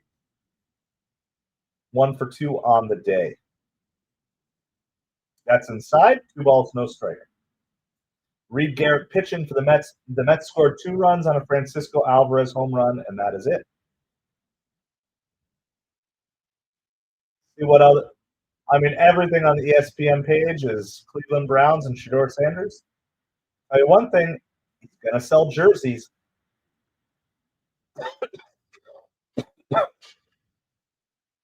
Shedeur Sanders will sell jerseys. Lots of rumors still swirling about Aaron Rodgers going to the Steelers. Welcome back, Caitlin.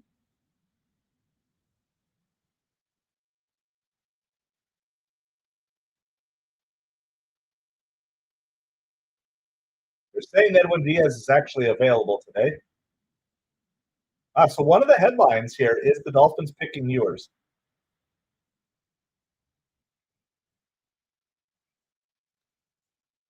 I am more excited about the Ewers pick than I probably should be. But I love bringing in a 7th round pick, but a guy who has handled pressure situations. That's going to be a base hit through the hole for Dylan Cruz. So Nationals are going to have runners on 1st and 2nd with 1 out. The go-ahead run is coming to the plate. I don't know. If you look at their quarterback room otherwise, it might be one of those just hold your nose and hope he doesn't hurt himself on opening night. Jose Tena is up for the Nationals.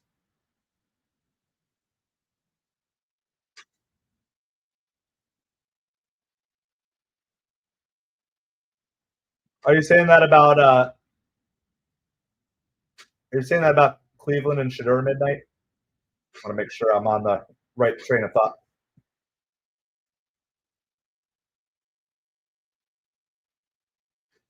You're talking, Shedeur? Yeah, okay. So it'll be interesting to see. I don't even know who else. Let's go Cleveland Browns depth chart because I honestly don't know. Not claiming to be a Cleveland Browns fan. It's 1 ball, no strike to Tana. Reed Garrett pitching. Why do I feel like this is going to just go bad for the Mets? I've got a very ominous feeling. I have a very, very negative feeling. Justin Fields got good money from the Jets.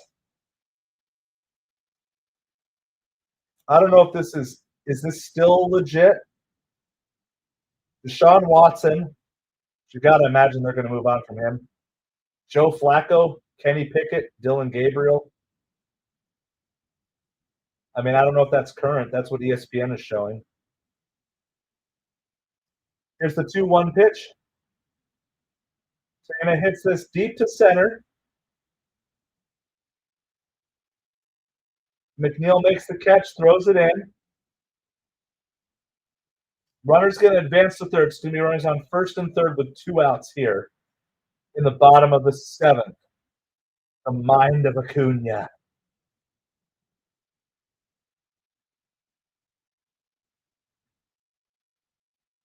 All right, well, you're not going to let me use it with an ad blocker. Don't care. I'm just moving on to the next thing.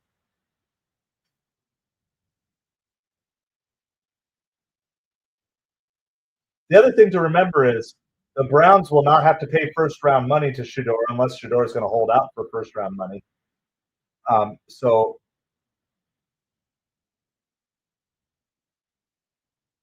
there you go. Not only the mind of Acuna, but the glove of Acuna, catching the line drive, gets the Mets out of the inning. So a nice defensive play there by Acuna. It is 2-0 Mets. We're headed to the top of the 8th inning. Top of the 8th inning, still 2-0 Mets.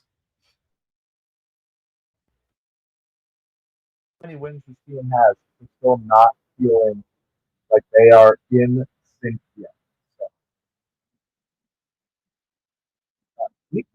So, yeah, the draft is done. So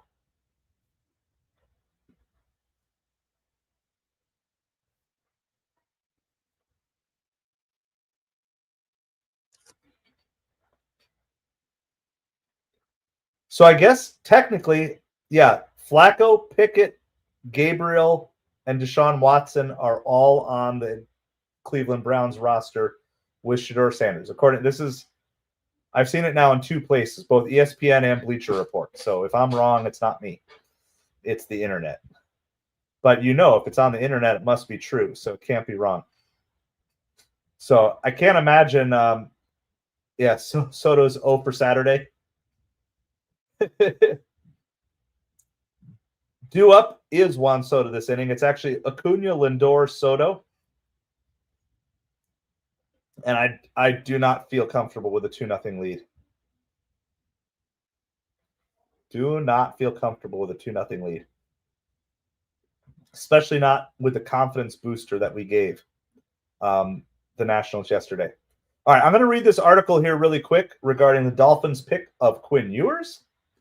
Dolphins selected quarterback Quinn Ewers with a 231st pick in the 7th round Saturday. He joins quarterback depth chart in Miami led by Tua, and that also includes backup Zach Wilson. Ewers went 21-5 as a starter the past 2 seasons for Texas, landing the Longhorns to their only 2 college football playoff appearances.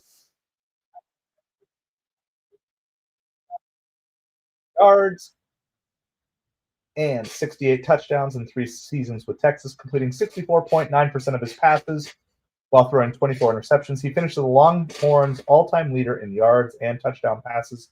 His 2024 season was affected by an oblique tear and a high ankle sprain.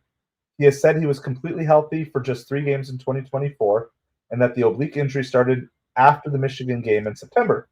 He missed 2 games, then suffered the ankle injury against Kentucky in November. They're making a big investment on a guy, and they want to know who they're dealing with, Ewers said of NFL teams when he met with reporters at NFL Combine. I'm an open book about it because I think it makes me who I am at the end of the day. I wouldn't have the character I have, the mental toughness I have, the resilience I have, if I didn't go through some of those things. Ewers was the number 2 overall recruit in the country per ESPN's rankings, came out of high school a year early in the class of 2021, attended Ohio State for a semester. He transferred to Texas, which had come off a 5-7 season in December.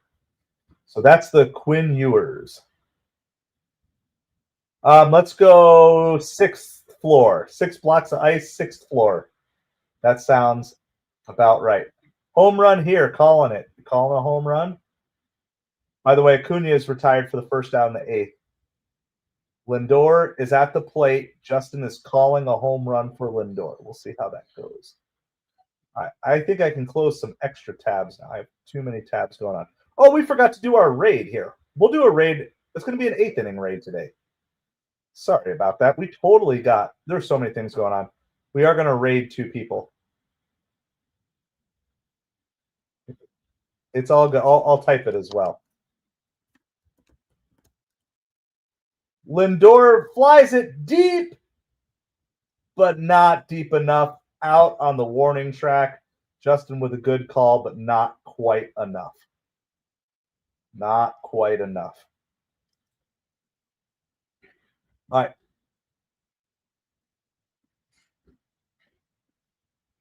Hold on. We are gonna raid a creator here after this. I know you were close, Justin. I mean, it was the right idea. All right. How about Soto makes up for it here? Oh, that was a nice looking pitch that he took. Strike one.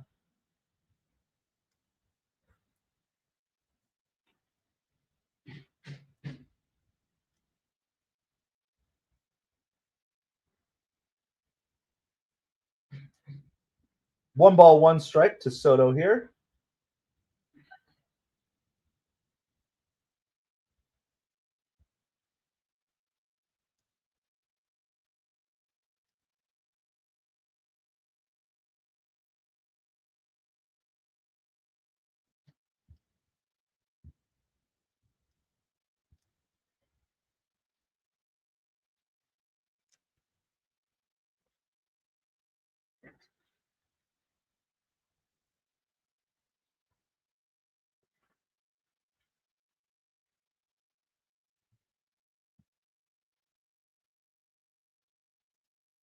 All right. It is now a full count to Juan Soto. Yeah, I know. It looked really good off the bat. Winker thought it was gone too. All right. We got two people we're going to raid here after the Mets get out this inning. So Juan hits a grounder to second. So that is going to retire the Mets in the eighth. So we're going to do a couple of raids for those of you who are new to the channel. We like to just raid some other creators, just share the creator love, help people who are working hard. Try to find fans from other like nationals and stuff, but there's not many. I'm not seeing any national streamers today, but we've got a couple. One is a friend of the channel, so we're going to do that one, and then we're going to do a second one, which is a new streamer that I don't think we've rated before. So let me get everything set up here. We'll get everything set up. We'll post the link so you can go over. Please be positive, encouraging, uplifting. Hit the like. If you like their vibe, hit their subscribe as well. If you appreciate what they're doing, we're going to just go share some love. There it is. Links are posted.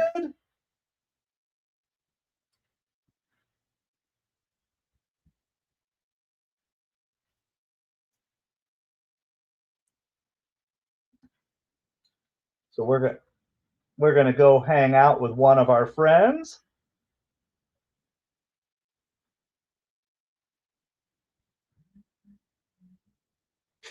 So it should be off of subscriber only mode if you're heading over there now. So I forget that sometimes he runs, but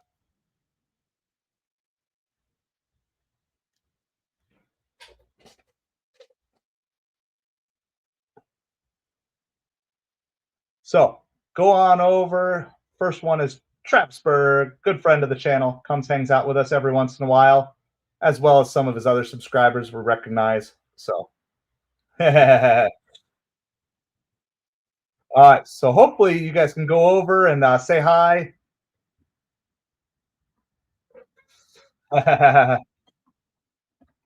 All right, we got you. We got you. So if you guys want to go do some raids.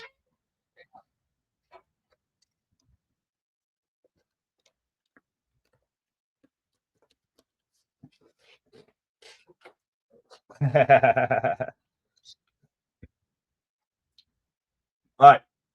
AJ Minter's pitching for the Mets here with CJ Abrams at the plate.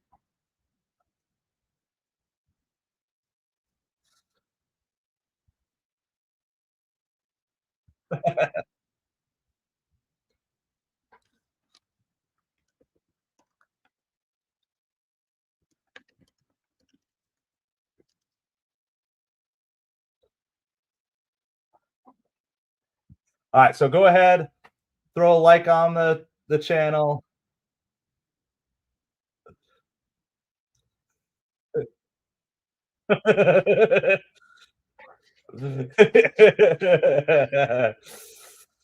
So, make sure you head on over.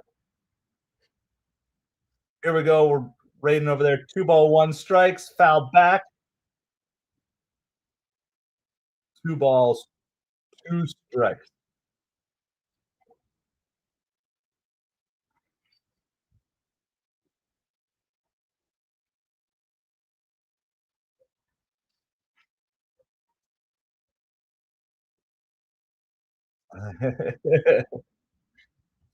Strike 3 called. All right. Well, awesome. We're gonna hopefully you went over there, said hi.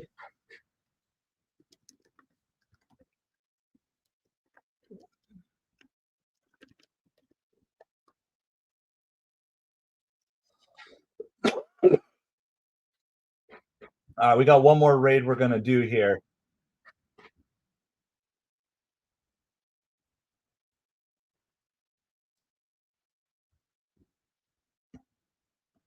We're gonna go raid one other creator here. So hold on 1 second. Let me get it all set up.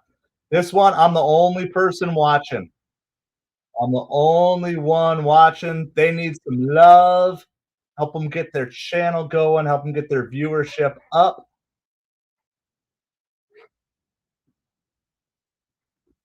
All right, here we go. I'm going to post the links. Just a second. There's link. There's one. All right. We're going to go ahead and raid this guy. We're the only ones watching.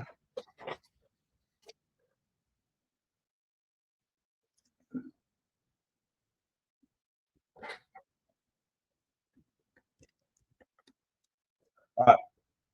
So AJ Minter is being checked on by the trainers as we speak.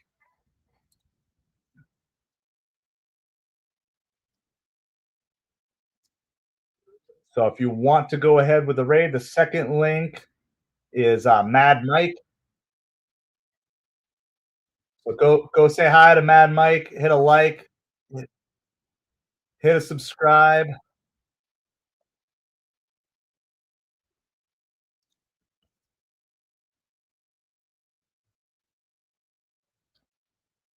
That is so weird. I don't know why that's happening, Darren.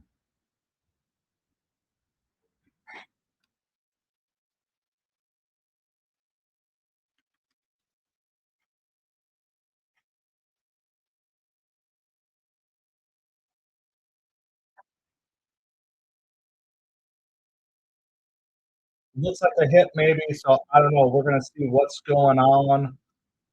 Don't know what's going on.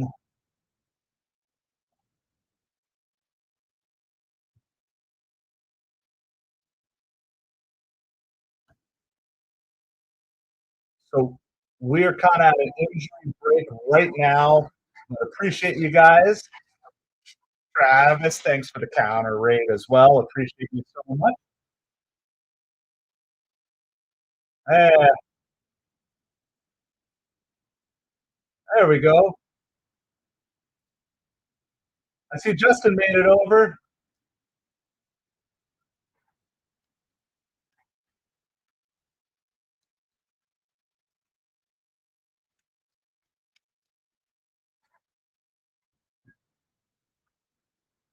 All right, so Max Kranick is going to be coming in the game for AJ Minter.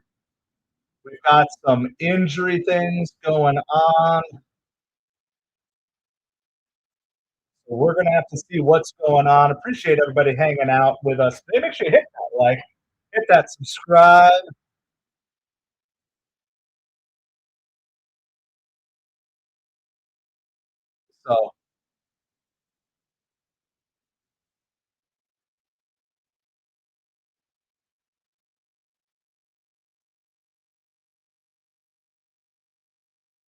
So Max Kranick is coming in for the injury here.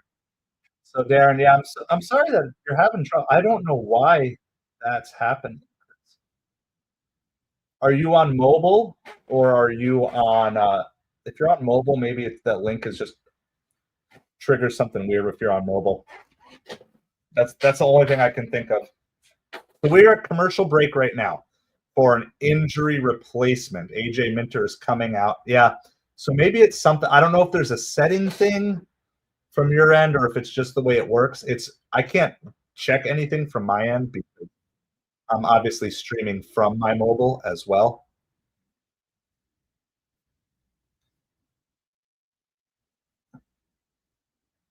So, but if not, here, let me do this. I know another way that maybe I'll try one other way. Looks like they're Giants Jets. Let me give you one other. Let me just give a direct link, Darren, to his page. See if that works for you as opposed to like I don't know if that would work or not, but you can give it a try. So hopefully hopefully that would work for you.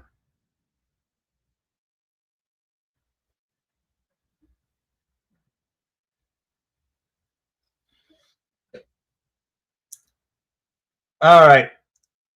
So I don't know. It must be something somewhere in the settings because I know Justin was able to go over. So I'm not sure. Anyway, you can always come back. You can always come back to like the stream later and just go find and like if you want to do that. I appreciate you trying, even though it didn't work. So the heart is there, Darren. The heart is there.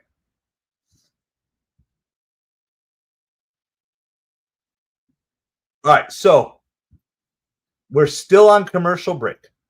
It is 2-0 Mets in the bottom of the 8th inning. We've got an injury to AJ Minter. It just feels like slowly, like in slow motion, the Mets bullpen is just slow motion crumbling. And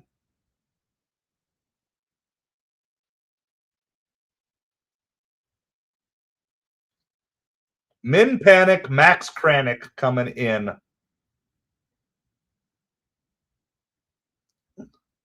We have not brought out Rally Pig, so we're going to bring out Rally Pig for the 9th inning here for sure. So, but anyway. Oh, no icebox. What floor was it though? Midnight. I guess 6th floor. So, Cowboys did something by drafting a running back.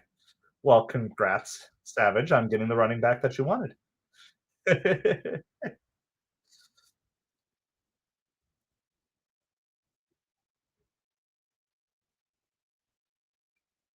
So Max Kranick came in as an injury replacement a couple days ago, but kind of was rushed a little bit. Never saw the address. All right. I was just going to guess 6th floor. That was totally my guess.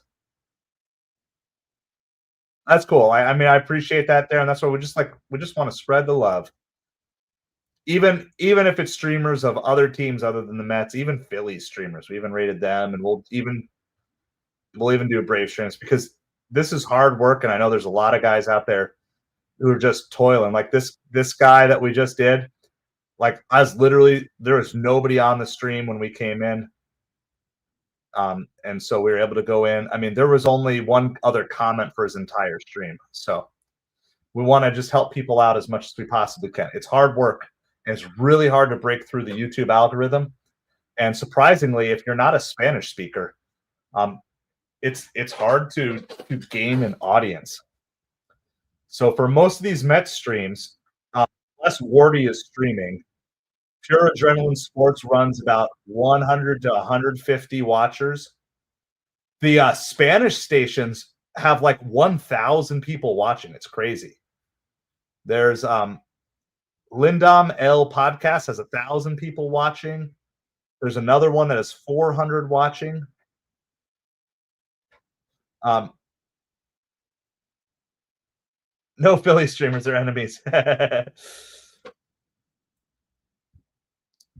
All right, here we go. No balls and 1 strike here. Here's the pitch to Nathaniel Lowe. That's going to be a ball. 1 ball, 1 strike. All right, let me give you a little game reset here, just getting caught up. The NFL draft is over, so that's the first thing. So we're going to kind of focus on baseball most of the rest of the way here. In this game, the Mets are winning 2-0 in the bottom of the eighth. The count is 1 ball, 1 strike. He gets a half swing foul ball low. That was going to be a ball, so that's kind of a nice bonus strike there. So it's 1 ball, 2 strikes. The Nationals have a runner on first, the tying run at the plate, 1 out, bottom of the eighth. All right, so that's what's going on there. In the top of the ninth, the Mets will have Alonso leading off. I believe it's Alonso and Nemo Vientos are due up for the Mets. All right, there's the 1-2 pitch is inside, 2 balls, 2 strikes.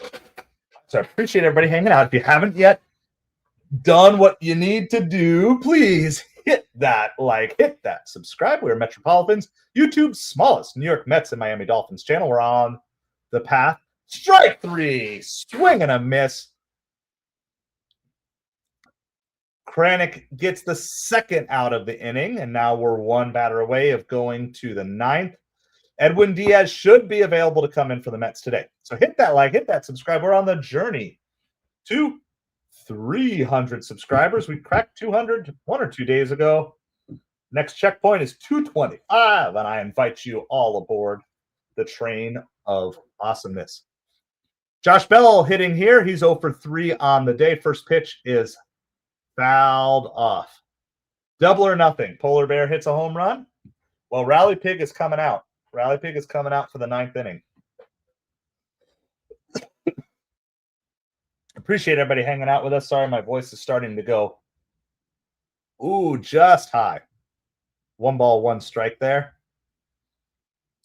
Mets trying to start a new winning streak today.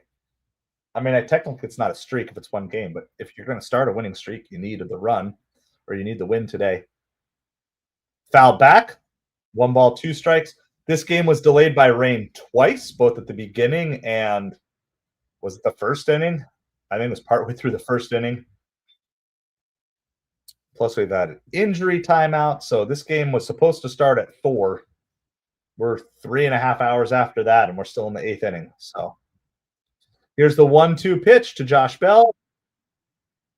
Ripped foul, first baseline. Lots of Mets fans at the game here today. So pretty good support for Min Panic, Max Kranick.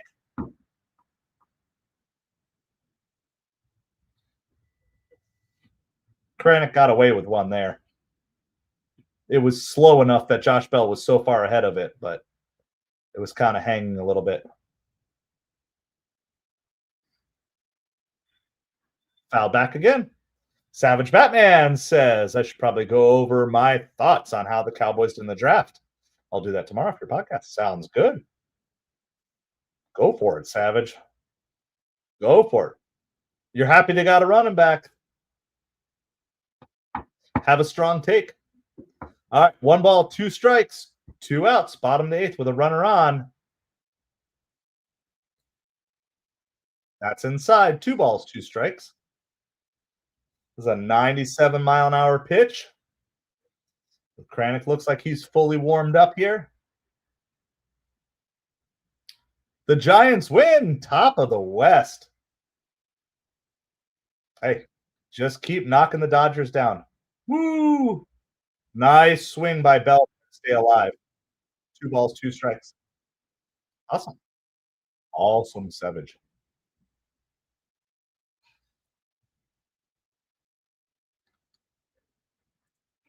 Josh Bell's hurt Diaz with a game-winning home run. Well, let's just get him out here. Another chopper foul. We will do, because we haven't done this for a while. I don't know if we've done it yet today. We'll do a full scoreboard update on all MLB here after this.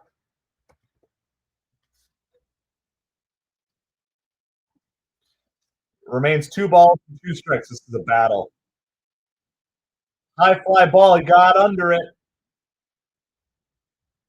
Acuna calls it, stays under it, makes the play. It was high, but Min Panic, Max Kranick gets out of the inning.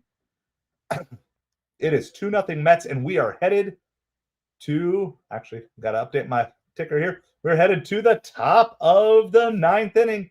Mets are up 2-0.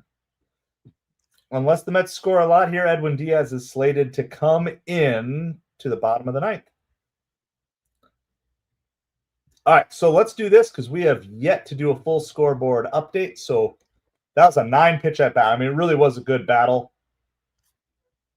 Jarren Duran stole home for the Red Sox today as well.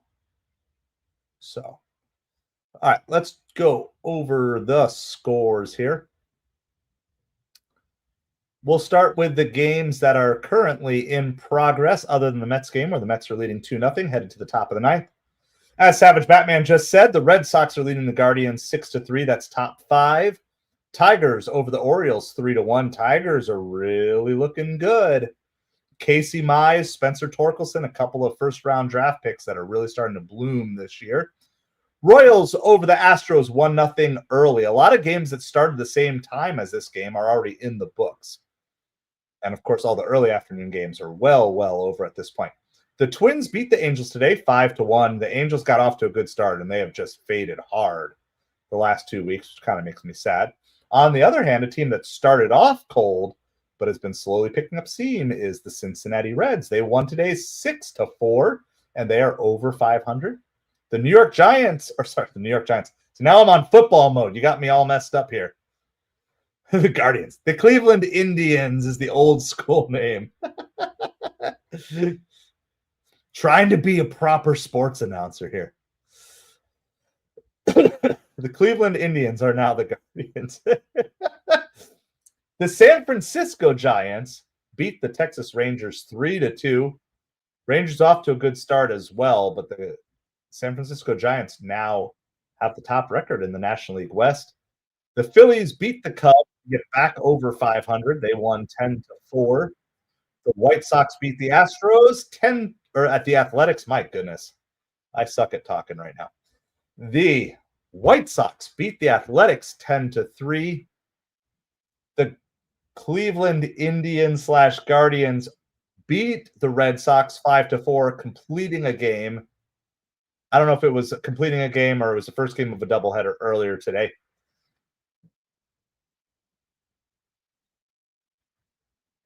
The Tigers beat the Orioles 4-3, so I guess there are a couple of doubleheaders today. Blue Jays and Yankees game was postponed, and then you've got 4 late games tonight. Braves at Diamondbacks, Rays at Padres, Pirates, Dodgers, and Marlins at Mariners. All right, back to the action here. It is a 3-0 count to Pete Alonso. Rally Pig is out. Yeah, first game of the doubleheader. There you go. Thank you.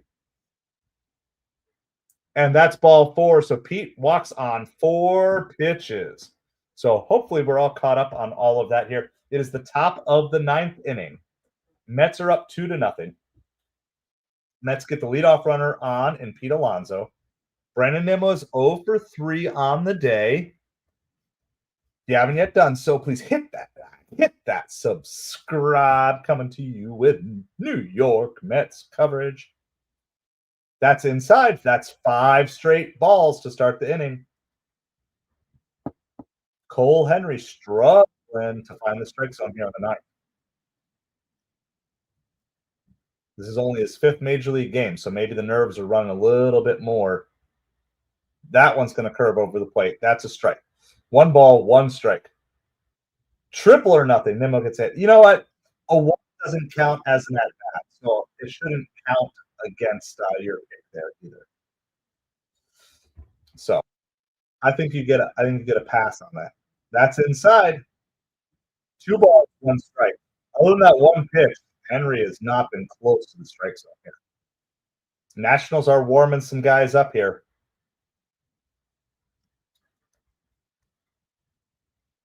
Aaron Judge for president. Well, that was a good swing there by Nimmo.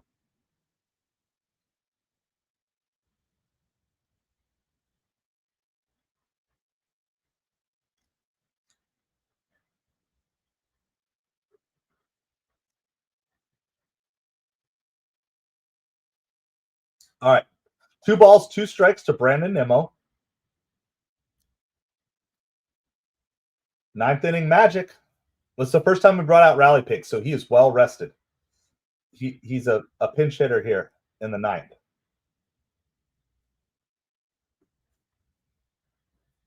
Here's a 2-2 pitch coming to Brandon Nimmo. Swing and a miss. Nimmo still struggling to in his own. Here's Swaggy Marky V coming to the plate. Of course, he had the big hit yesterday. The bases loaded triple. Unfortunately, the Mets were not able to hold the lead after that, but this would be a nice time for a Vientos home run.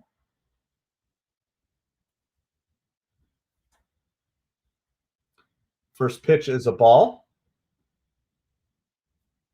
1 ball, no strikes to Mark Vientos. Nimmo Soto's clone, yeah, with the offers. Justin, please watch the language.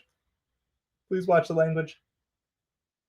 Ooh, they're going to call that a strike. That was very top of the zone to Vientos. 1 ball, 1 strike.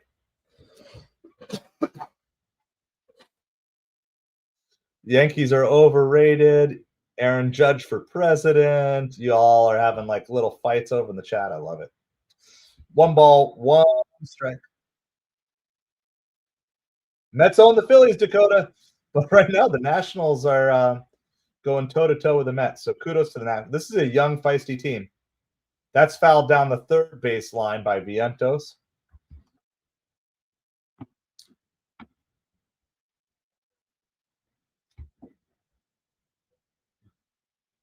Thanks, Midnight. Thanks for cleaning that up. We try to be super liberal. I know sports is like sports, but we're trying to be family friendly and F-bomb free on the channel. Dakota, how's it going? That's outside. 2 balls, 2 strikes to Vientos.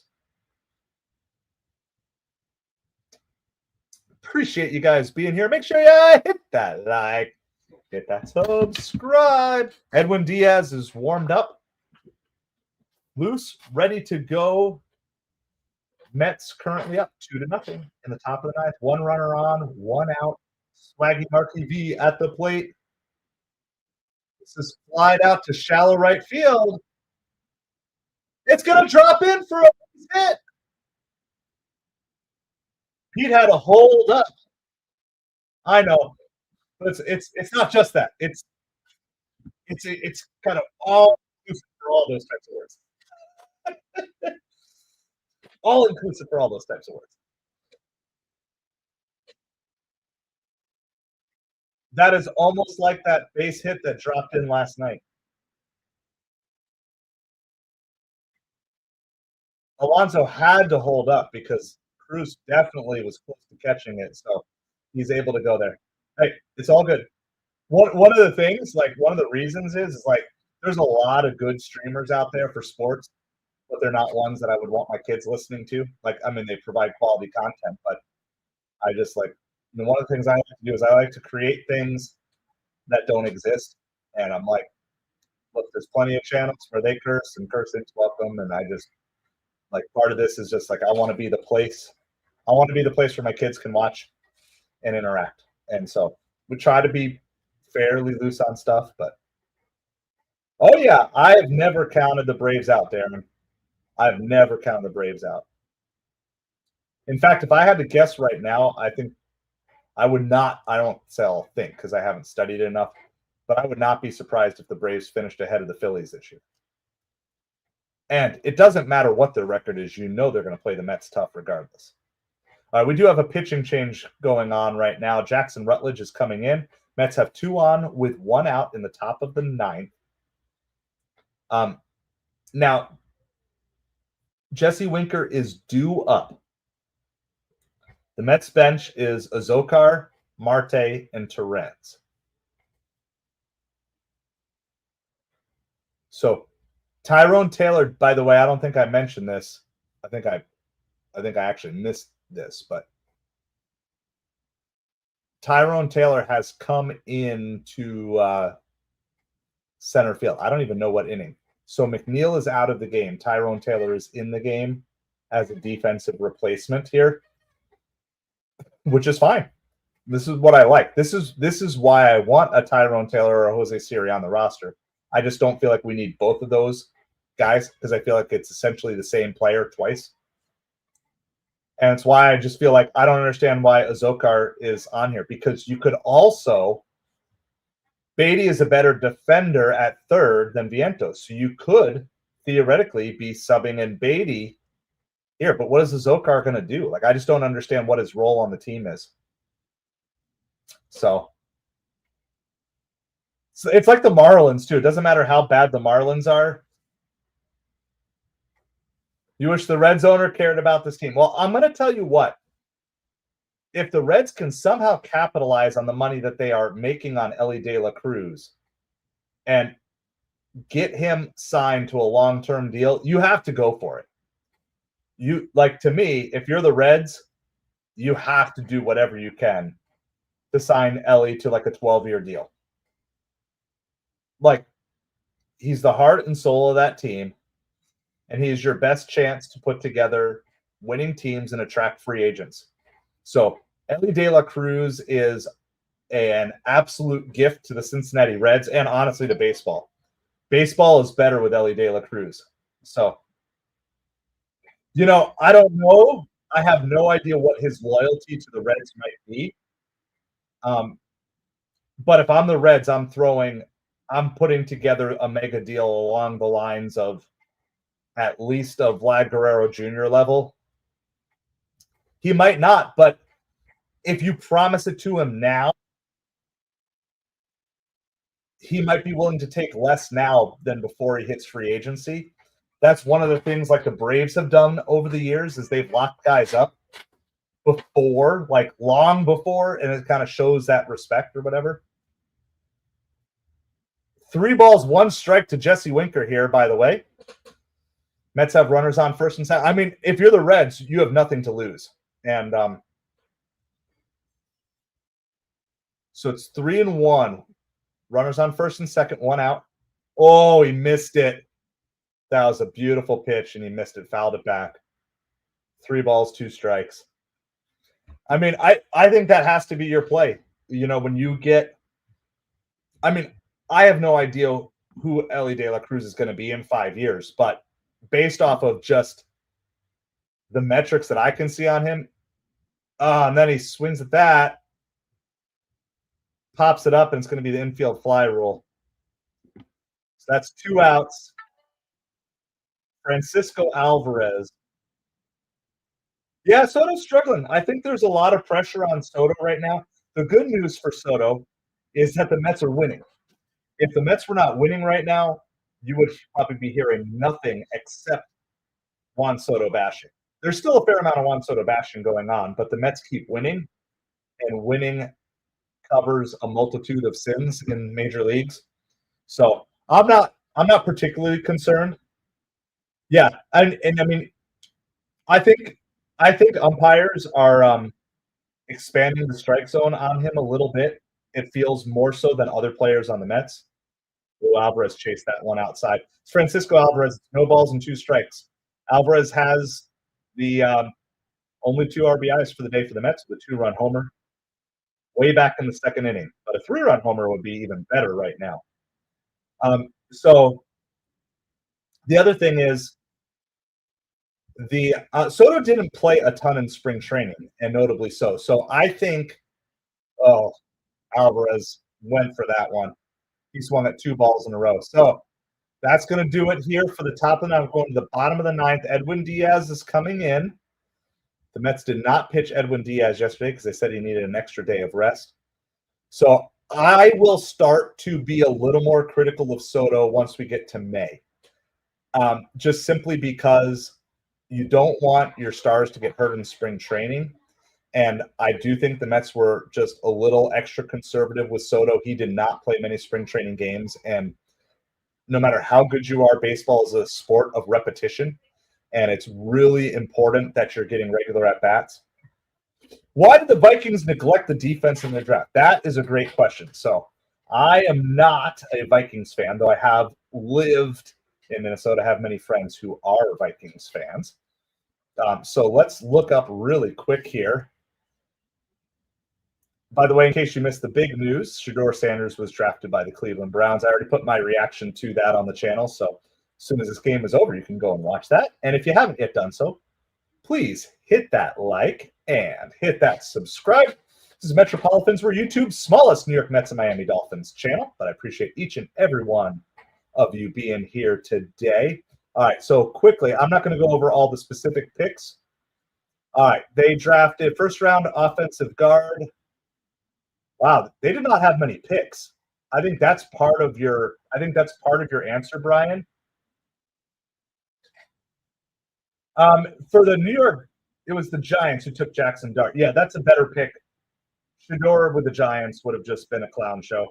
I mean, it's going to be a clown show in Cleveland, but I think that the Giants want to actually try to build something sustainable. And honestly, obviously, Shedeur was valued as a fifth-round draft pick by NFL teams, so that would have been a reach, relatively speaking. So Vikings drafted offensive guard first round, wide receiver third round, edge rusher in the fifth round, linebacker in the sixth round, and a tight end in the sixth round. I think part of your answer, Brian, is just they didn't have enough draft picks. And my guess is they probably saw some value in who they thought were going to be undrafted free agents. So I would be watching any gaps that your team is missing. Be watching because there's a bunch of guys who weren't drafted. And I forget when undrafted free agency can begin, but I believe it's as soon as tomorrow. The question is, will Edwin Diaz be on his game? So, I mean, the Dolphins did not draft as many offensive linemen as I wanted. First pitch is a strike by Edwin Diaz. But part of it was teams kept overdrafting offensive linemen. And it's like, do you want them to reach and take something that's better than take someone way lower than what they're slotted as? Or do you want to try to fill holes with the best players that really fill your holes? And I think in general, I'm okay with what the Dolphins did. 1 ball, 1 strike. That one's low. Slider's low. 2 balls, 1 strike. Yep. Oh, by the way, we didn't do trumpets. I got to do trumpets here. So the rally pick didn't come through for us, but we got trumpets. So hold on. Here's the 2-1 pitch. Swing and a miss. That was a good slider there by Edwin Diaz. All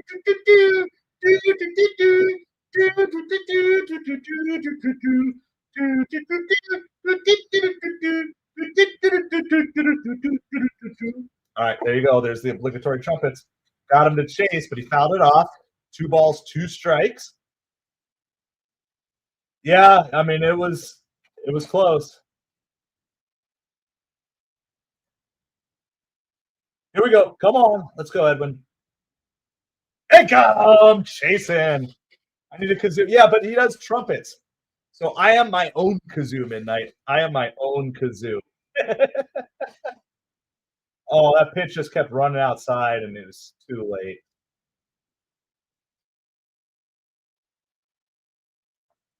All right, there's 1 out. Bottom of the 9th. Diaz is looking good so far. All I want to do is just get out of this game and win. We just want to win. I don't like this losing a game. It's not fun. Didn't like losing yesterday. Don't want to lose 2 in a row, especially not to the Nationals. All right, behind 2-0 to Keibert Ruiz here. So we're not going to hang around after this game. 3-0. There's probably others now, Justin. I don't know. Everybody's got their own song nowadays. Closers, every hitter's got to walk up. And it's a 4-pitch walk to Keibert Ruiz. So when I said Edwin Diaz is looking good, I mean he was not looking good. All right, and Dylan Cruz, who's looking like he's turning into a Met killer, is coming up.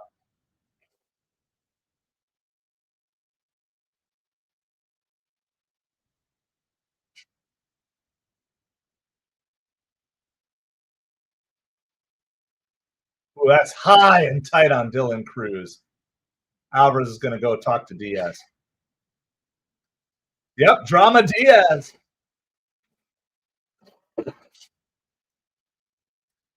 It just feels like, especially with the Minter injury today, it feels like this bullpen has been lights out for the first month of the season, but you're definitely starting to see some cracks in this bullpen, which is one of the reasons why the Mets hopped on Brooks Raley. And what they're mentioning this on the broadcast. I mentioned it before too. Edwin Diaz needs to figure out when a pitch is not working, don't keep going to the same pitch. When Edwin Diaz gets ahead in the count, every pitch is at his disposal. When he gets behind, there you go. There's a strike. 1 ball, 1 strike. And I think that was a really good mound visit by Francisco Alvarez to calm him down, focus on what needs to be focused on. That's inside again. 2 balls, 1 strike.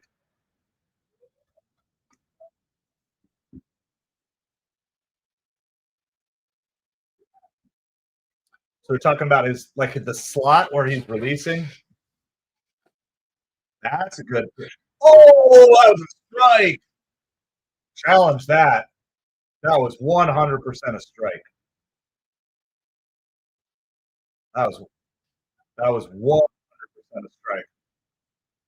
Now it's 3-1 to Dylan Cruz. That's definitely a strike right down the middle.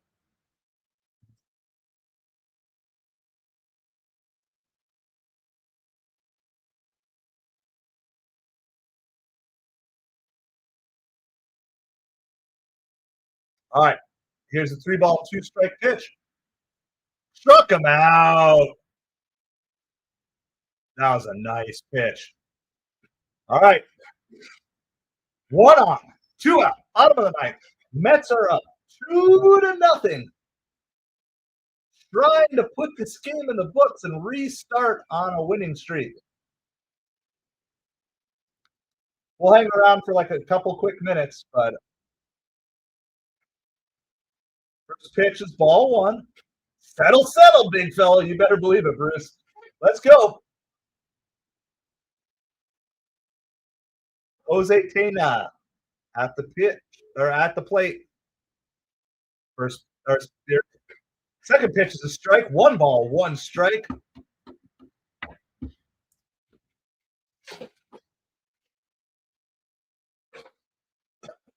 Let's see.